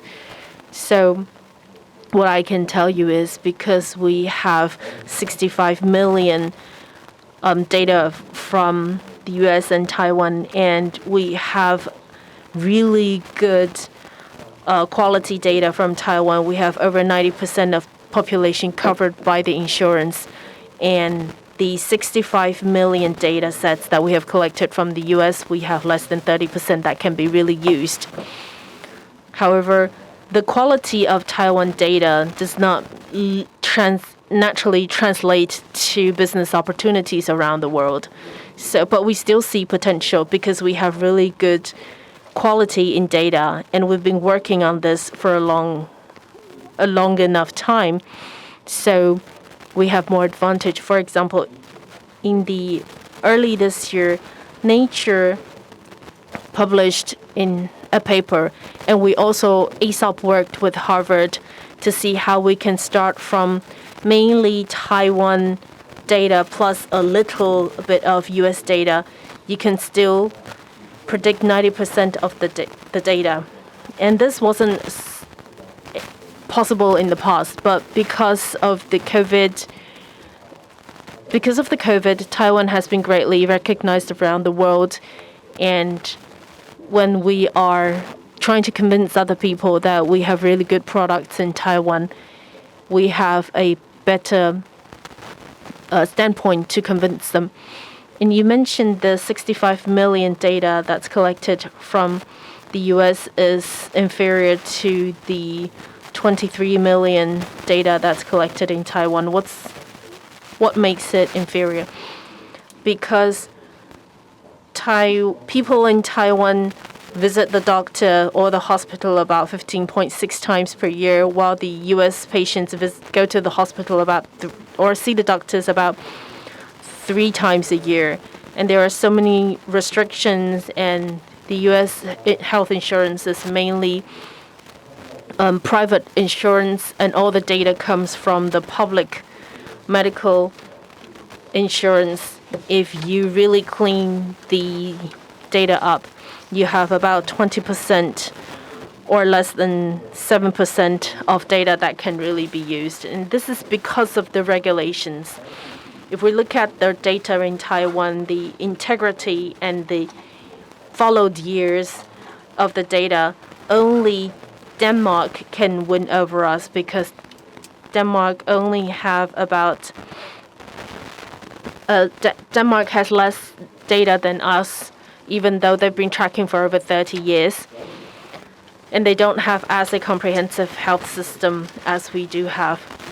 And I think we should really look at what we're lacking in our data and to see how we can better improve it. So we would like to thank ESOP for sharing your insight with us. And next, we would like to ask Yvonne from Sirius, because you have a unique background. You started from electronics engineering and then ICT. So you've covered AI and semiconductor in your background. What do you look at this industry? I would like to respond to, I was studying technology management in my EMBA at NCCU, though I looked at Silicon, and I've been working with Hewlett-Packard, and we've always been investors. And when I entered the market, I've lived as someone from the Silicon Valley, and I looked at how we think that it's mainly about capital, technology, and talent. The capital comes from the government, and talent comes from the people. So technology comes from the talents.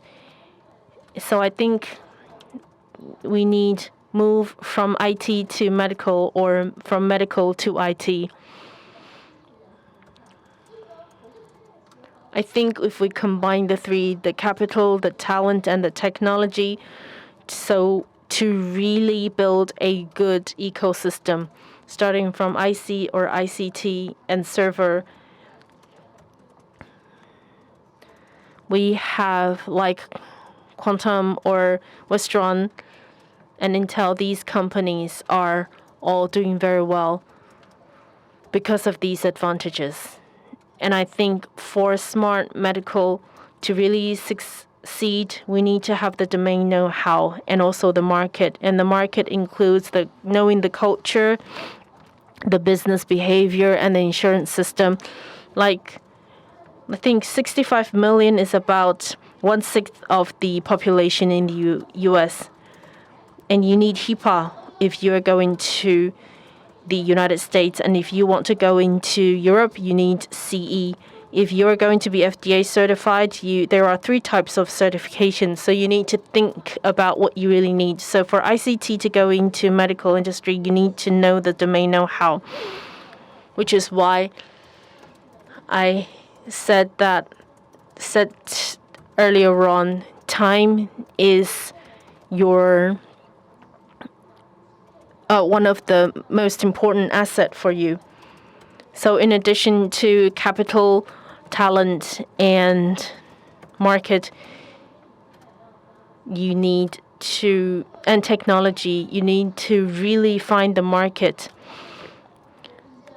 If you are applying AI to the industry, you need to see if you can really keep the data safe and also respect the privacy of people. everyone has different directions, but for doctors and engineers, I think they have a less choice. I think this is very important. If we're only going to drive it from data or technology, it's going to be difficult because Google Health reformed their structure because the doctors participating felt that data science dominated the whole directions and did not respect them on. And also IBM Watson felt that they could replace doctors, but then they realized they actually couldn't. And also Nuance was procured by Microsoft. So I think we can see the two worlds merging together, but there are still differences. So we are seeing some successful experiences, but not prevalent. I work with World Signal was also bought Nuance, and also SoundHound is something that's similar to Nuance. So I think it's about the mentality, the difference of mentality and the difference in domain know-how. Just ask yourselves, just like Ed, he said that all of his male family members are doctors. I ask people, why are you a doctor now? And they say nowadays people become a doctor because they want to make money, but in the old days, people become a doctor because they want to save lives. And so the doctors, they are starting from different beginnings. In our days, engineers are very proud, but doctors see things very differently from the engineers. So if you ask them how the data is going to be used, doctors have their own ideas, while engineers have a different set of ideas. The engineers feel that if I use this on AI, I could probably try to profit from it. But the doctors would feel that that's the patient's privacy, so you can't use it for analysis to be used as a part of your data. But if you are business oriented, you need to target the commercials that's business oriented. Just like Ed said, if you have these sensors attached to you people know immediately, or the algorithm would know what you've ate or the gestures that you're making. So with all these different examples, it's really down to ideas. I tend to ask people when I meet new teams, I ask them, where are you from? Overall, I think development in an industry require the good ideas and the right technology. Then, okay, I think we can come back to mindset later on. Now I would like to ask Ed, because you're from a family of doctors and you're working on smart medicine. You're not trying to replace doctors, but to assist doctors. So from your perspective, what do you think about the challenges that you may face in this development? I think that's a very good question. I'm rather frank because a startup company, I don't care if I exist anymore next year, so that's what we are like. I've tried IC startups in the past, but medicine, you are dealing with people's lives. People take you more seriously. But to be frank, to start with, as long as we are not violating any laws, we're not risking patients' life, we will just do it. We can't think beyond that. So I think we're facing the same problems. When our product was brought to Japan, the two doctors talked to me and said, I think this is a good product. Why is this produced in Taiwan and not from Japan? I was offended to begin with, and I said, if we're all conservative like this, no startups would want to try products like this because they are even more conservative in Japan, especially the doctors. So I think basically it's still user-centric. Of course, our doctors are facing two groups, the doctors and the patients. So we have app for patients and a platform for doctors. And it's all about user-centric. We want to collect information, data as soon as possible. So it's not like IC. You sell your IC to these different ICT companies or manufacturers. But for these products, you need to sell them to users, even for free.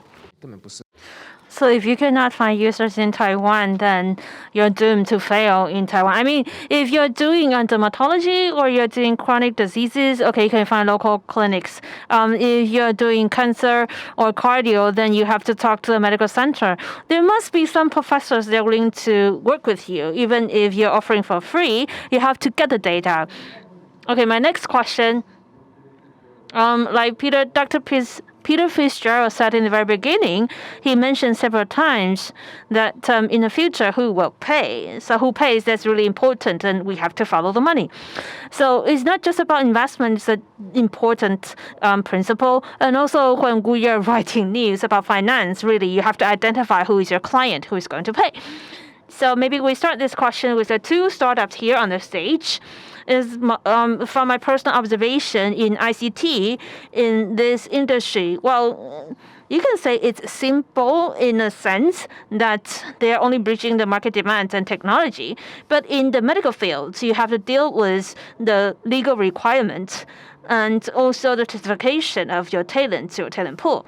So you have to deal with the different legal requirements in different countries. It's not like iPhone. You see, iPhone can be exported to different countries. And for medical startup, your products have to be verified or approved by the local FDA or similar authorities. So you need to acquire the evidence, and then you have to get paid, for example, by the local insurance companies or national insurance services.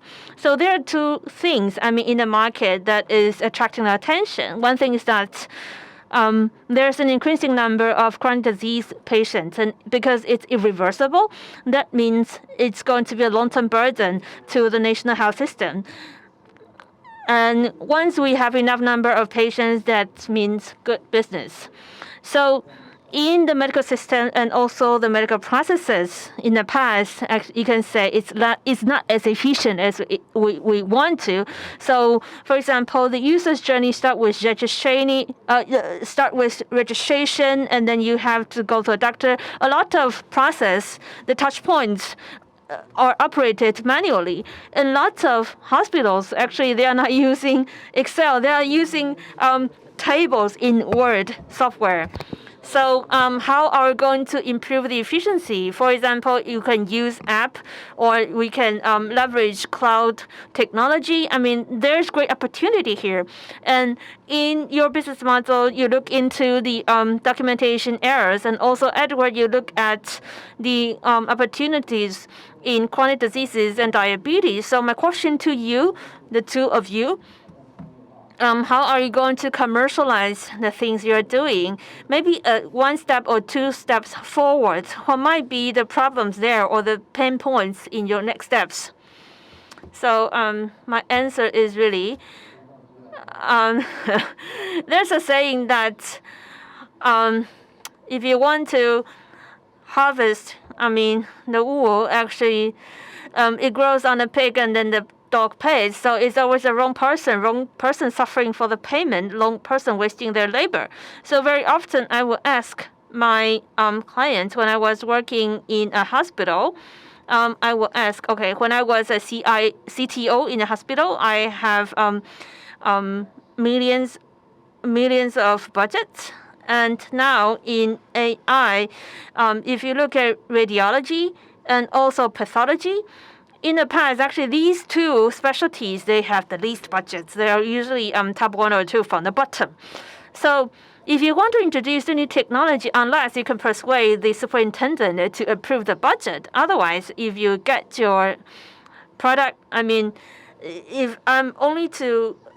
if your claim is to say that, okay, your radiologist can have an easier life, it's not going to be approved by the superintendent because it's really a minute, it's a small specialty. So especially for the radiologists, they are not a money-making specialty in hospital, so to speak. So how are you going to generate economic value?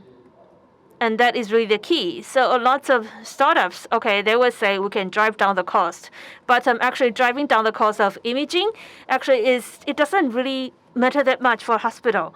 For SaaS, if a hospital needs to pay millions of NT dollars a year to subscribe to your service only to reduce the workload of their radiologists, that's not going to work.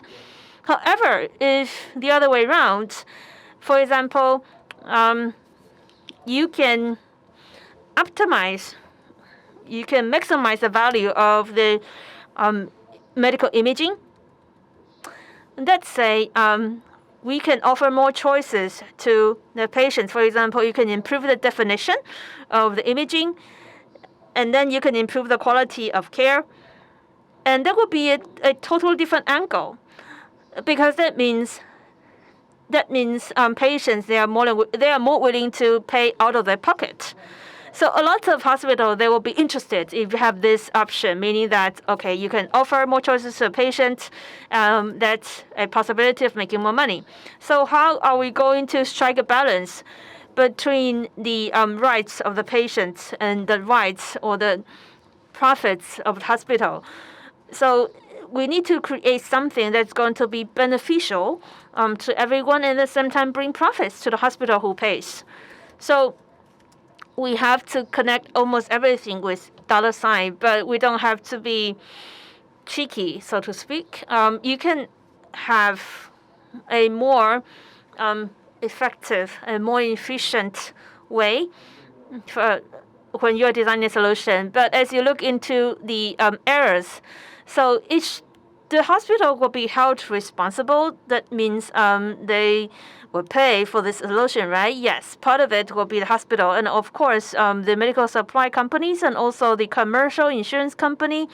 They are interested in this solution because we can help them detect more errors. So the same product, actually, it can be applied in different way, and then you can charge differently.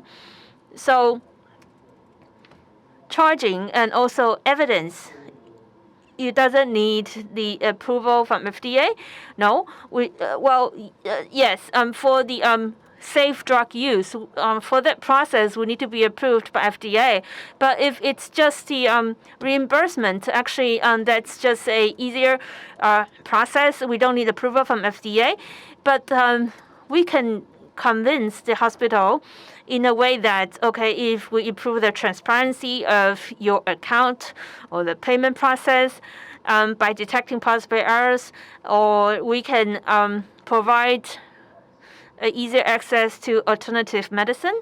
And also we are improving the medication prescription process of the doctors. Actually, it could be beneficial to the hospital. They will be interested. And my question to Edward is that in diabetes, because it's a big market, whether it's kidney diseases or diabetes, we are seeing an increasing number of patients suffering from these diseases. So how do you get the evidence? I want to answer the first question. In Digital Hub, a digital startup, the first question that's really important. 我举个例子，你今天如果在 For example, if you're in India or Indonesia, and you are doing a pharmacy delivery app, and it's paid by the user.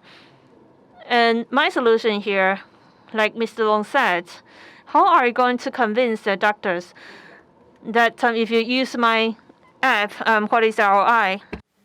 OK， 他们不是管理者。 They are not the managers. Maybe the owners of a clinic, okay, they are managing, they are the managers. But in the hospitals, of course, they have directors. 我们是一个 therapy。 We're therapeutics. We have precise solution design. So our target is clear. We want to convince the national insurance services or whether it's commercial insurer or maybe pharmaceuticals. A lot of revenues of our companies is from pharmaceuticals, but it's not good enough.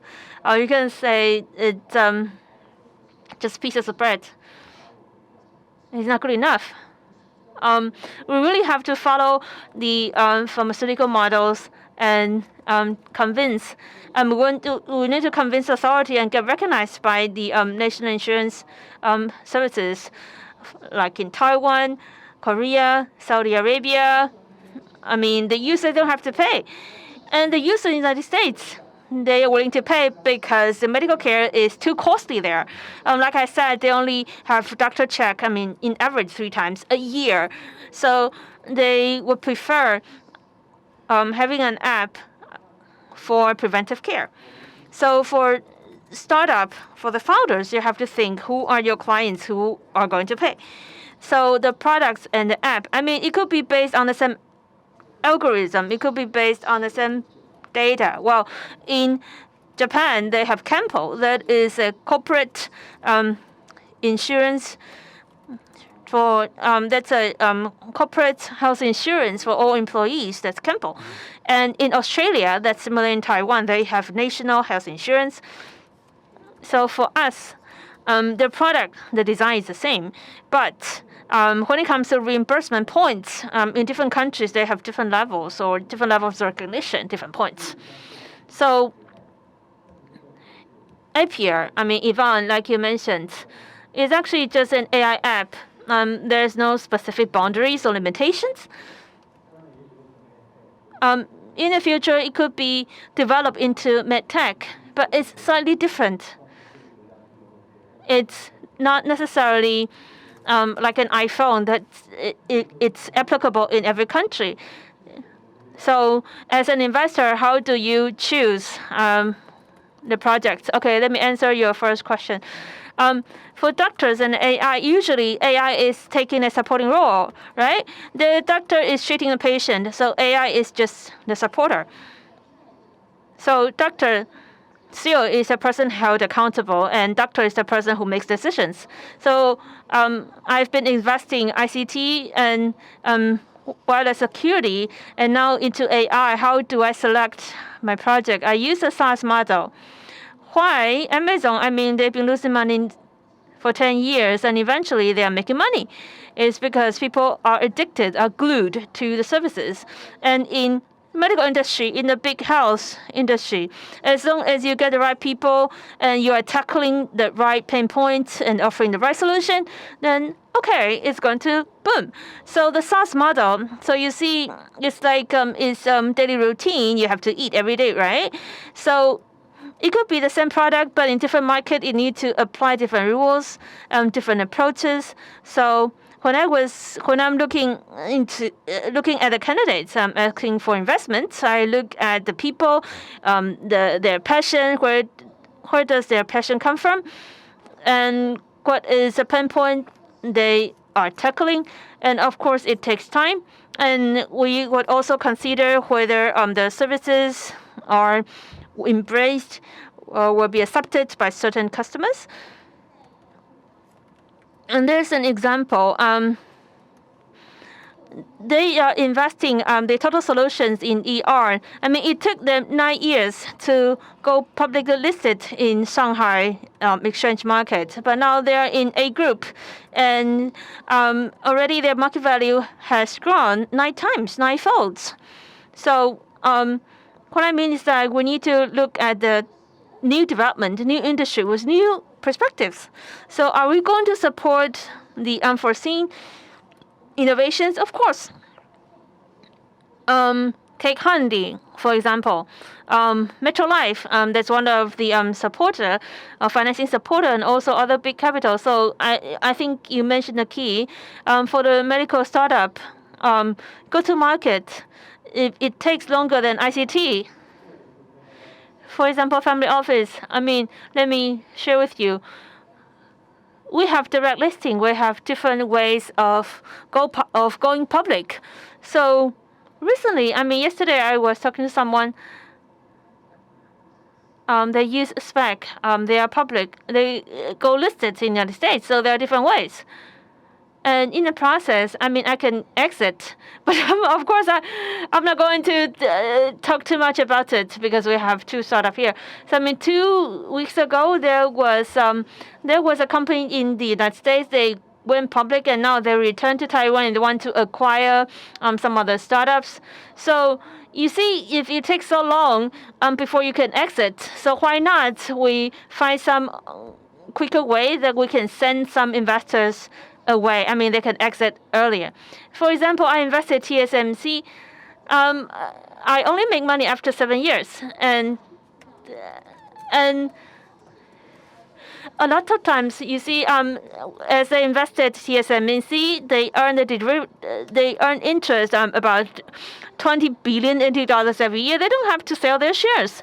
So the timing of exiting the investment, it's an issue, but it's always right to invest the right team who are solving the right problem. And you see, even though we have advanced AI technology, we still prefer human, right?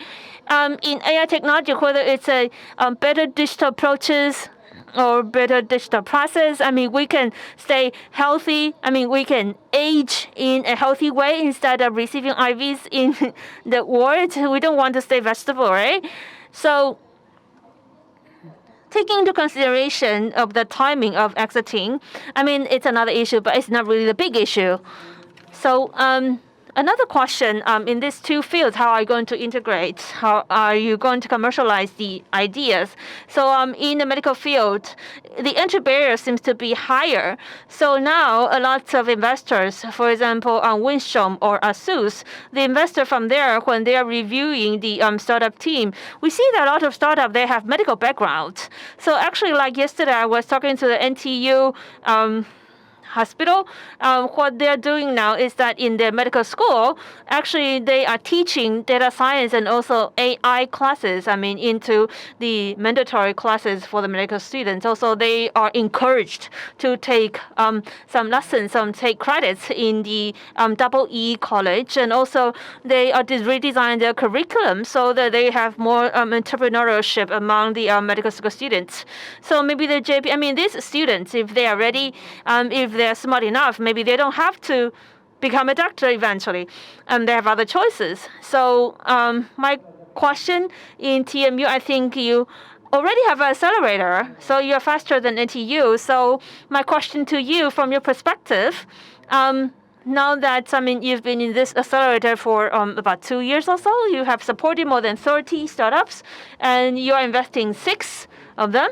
So with this accelerator, especially they are mostly medical startups in smart medicine. How do you ensure their commercialization? Not necessarily just in Taiwan, but also they are moving overseas. How are you going to support them with more resources? For example, once they graduated from this accelerator, how are you going to ensure their smooth development? Now, I think in terms of support from accelerators, I think we need to think about what startups need. In the very beginning, they need a community to help them grow. And they need investment. They need the right smart money to help them grow. And in Taiwan, we noticed that the resources that they need is proof of concept and market validation in Taiwan. That's what we have discovered over the past 2-3 years, and that's what we have been providing. And then now once we see certain teams have grown to a certain scale, they cannot be limited within Taiwan. They need to go into the international market. We see these European and American and Japanese biotech markets. So we help these teams go into these markets. For example, Japan. That is what we're trying to work towards right now. But to enter markets in the US or Japan, on the one hand, it's a very large market, but there would be different medical regulations. Do you have any other assistance in these terms? I think we tackle this from 2 aspects. First of all, the regulations. there is always a need. Whatever the regulations are, there must be a need you need to meet. Why the US and Japan require international startups to participate is because both in both markets and sometimes in Taiwan as well, they have a great burden in medical care. And this is a true unmet need. So our startups would need to meet the regulatory demands, but also to meet the unmet demands, which is to lower the cost of care. And so far, what causes the cost of care? I think as Professor Fitzgerald has mentioned earlier on, first of all, it's the payer, the reimbursers, they are facing a great burden. And also, the companies are feeling the cost of care because the American and Japanese companies, they have very high output value. So if the patients are suffering from sicknesses, they're willing to spend more to help them recover. So, for example, the company Amazon, they have their own health insurance fund, and Google have their own health insurance as well to solve these unmet needs. And as Peter mentioned earlier on, we're going from a rule-driven to a heuristic realm. What that means is that traditionally we're rule-based. Everybody is treated as one, but heuristic-based would be more precise, providing personalized cares to really maximize the cost of burden, to really lower the cost of burden everybody feels. So if we provide them with the proper connections to help them enter the markets and also to lead these teams to really meet the unmet needs. I would like to, the SME offices in Taiwan also have a lot of these programs. So from a national standpoint, for example, in Europe, in Holland, they come to Taiwan to look for these startups because Taiwan is a promising country. So I think the technology is a very good source. And in addition to NTU, TMU, Immersion, or universities like that, I think it can be a good idea to form alliances in the digital age. And Business Next Media would know. So in smart medicine is really just starting now, and it seems to have a high threshold.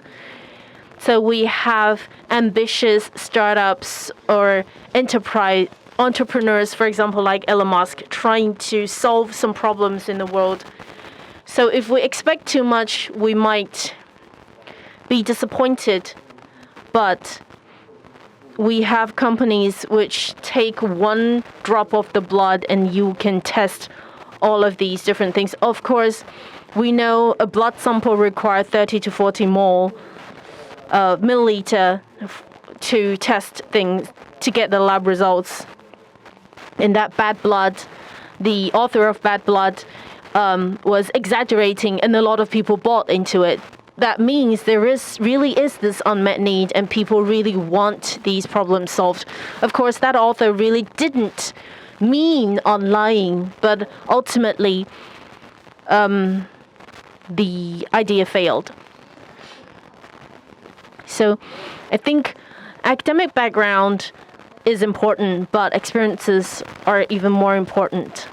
So if you want to become a doctor, you do need to go through that intern and different processes to become a real doctor. So it's impossible to get to test for everything with one drop of blood. And so that was Elizabeth Holmes.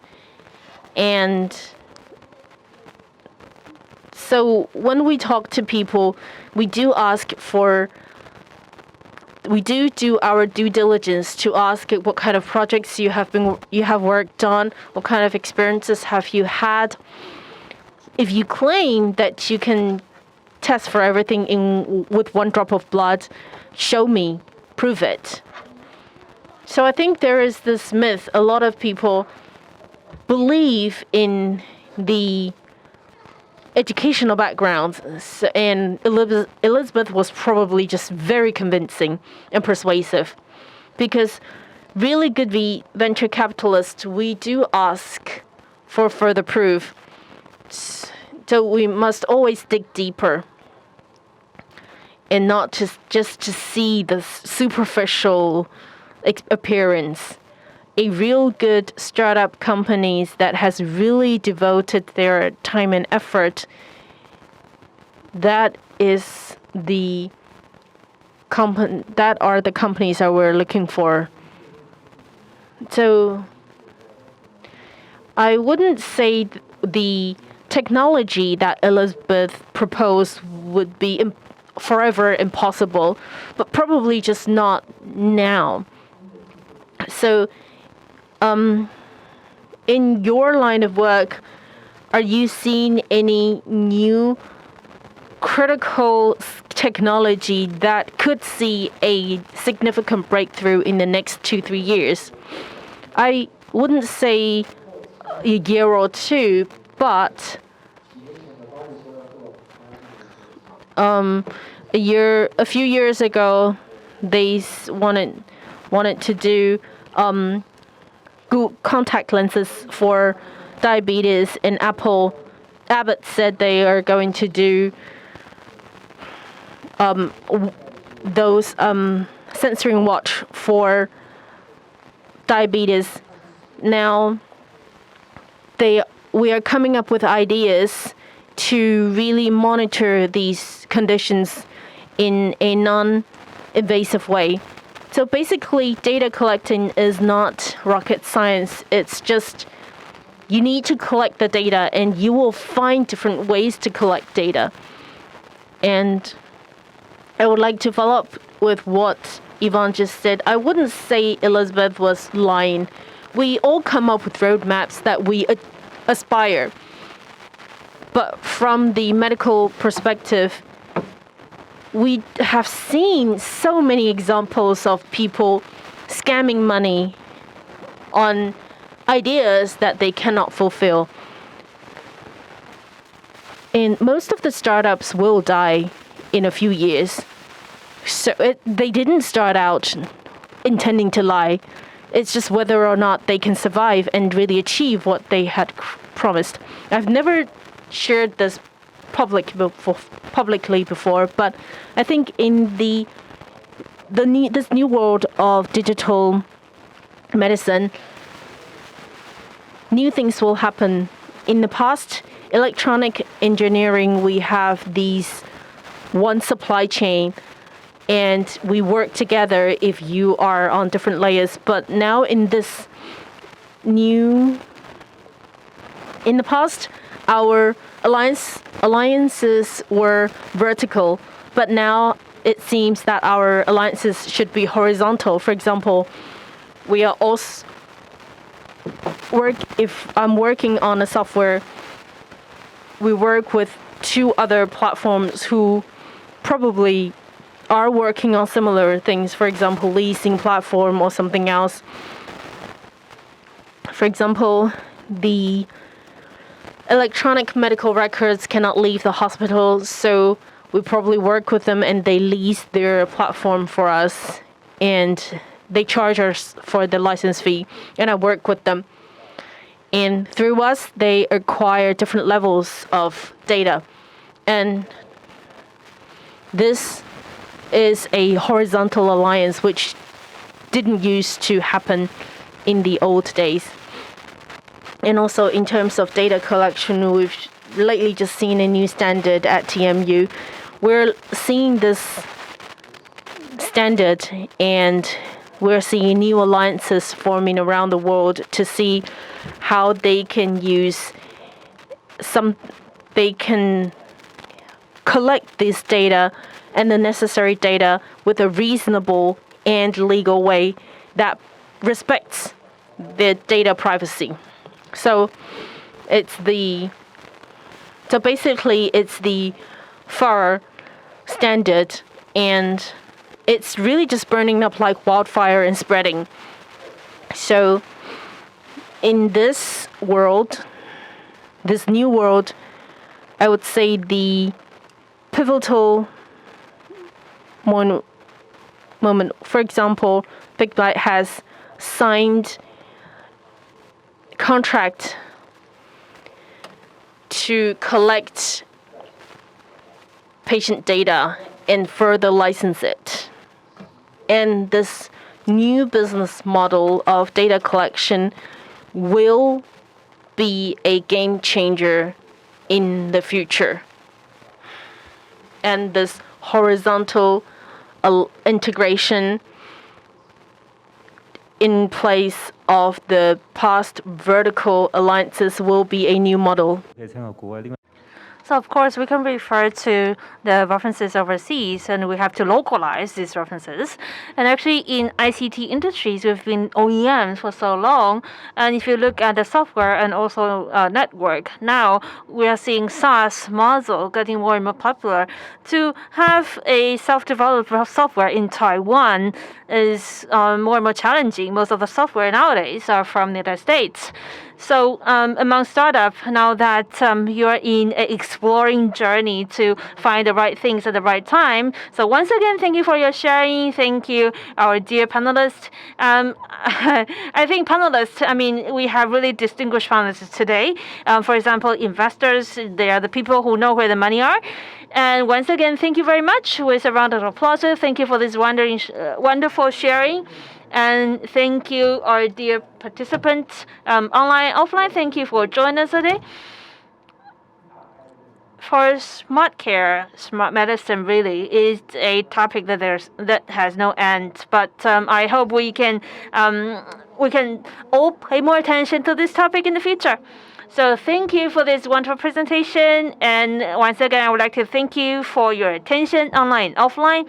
By this note, we conclude the 2021 International Smart Medical Forum, course field facilitation, reevaluation of smart healthcare. So once again, I would like to invite you to scan the QR code on the screen, and we will send you a copy of Business Next magazine. Thank you, and see you next time.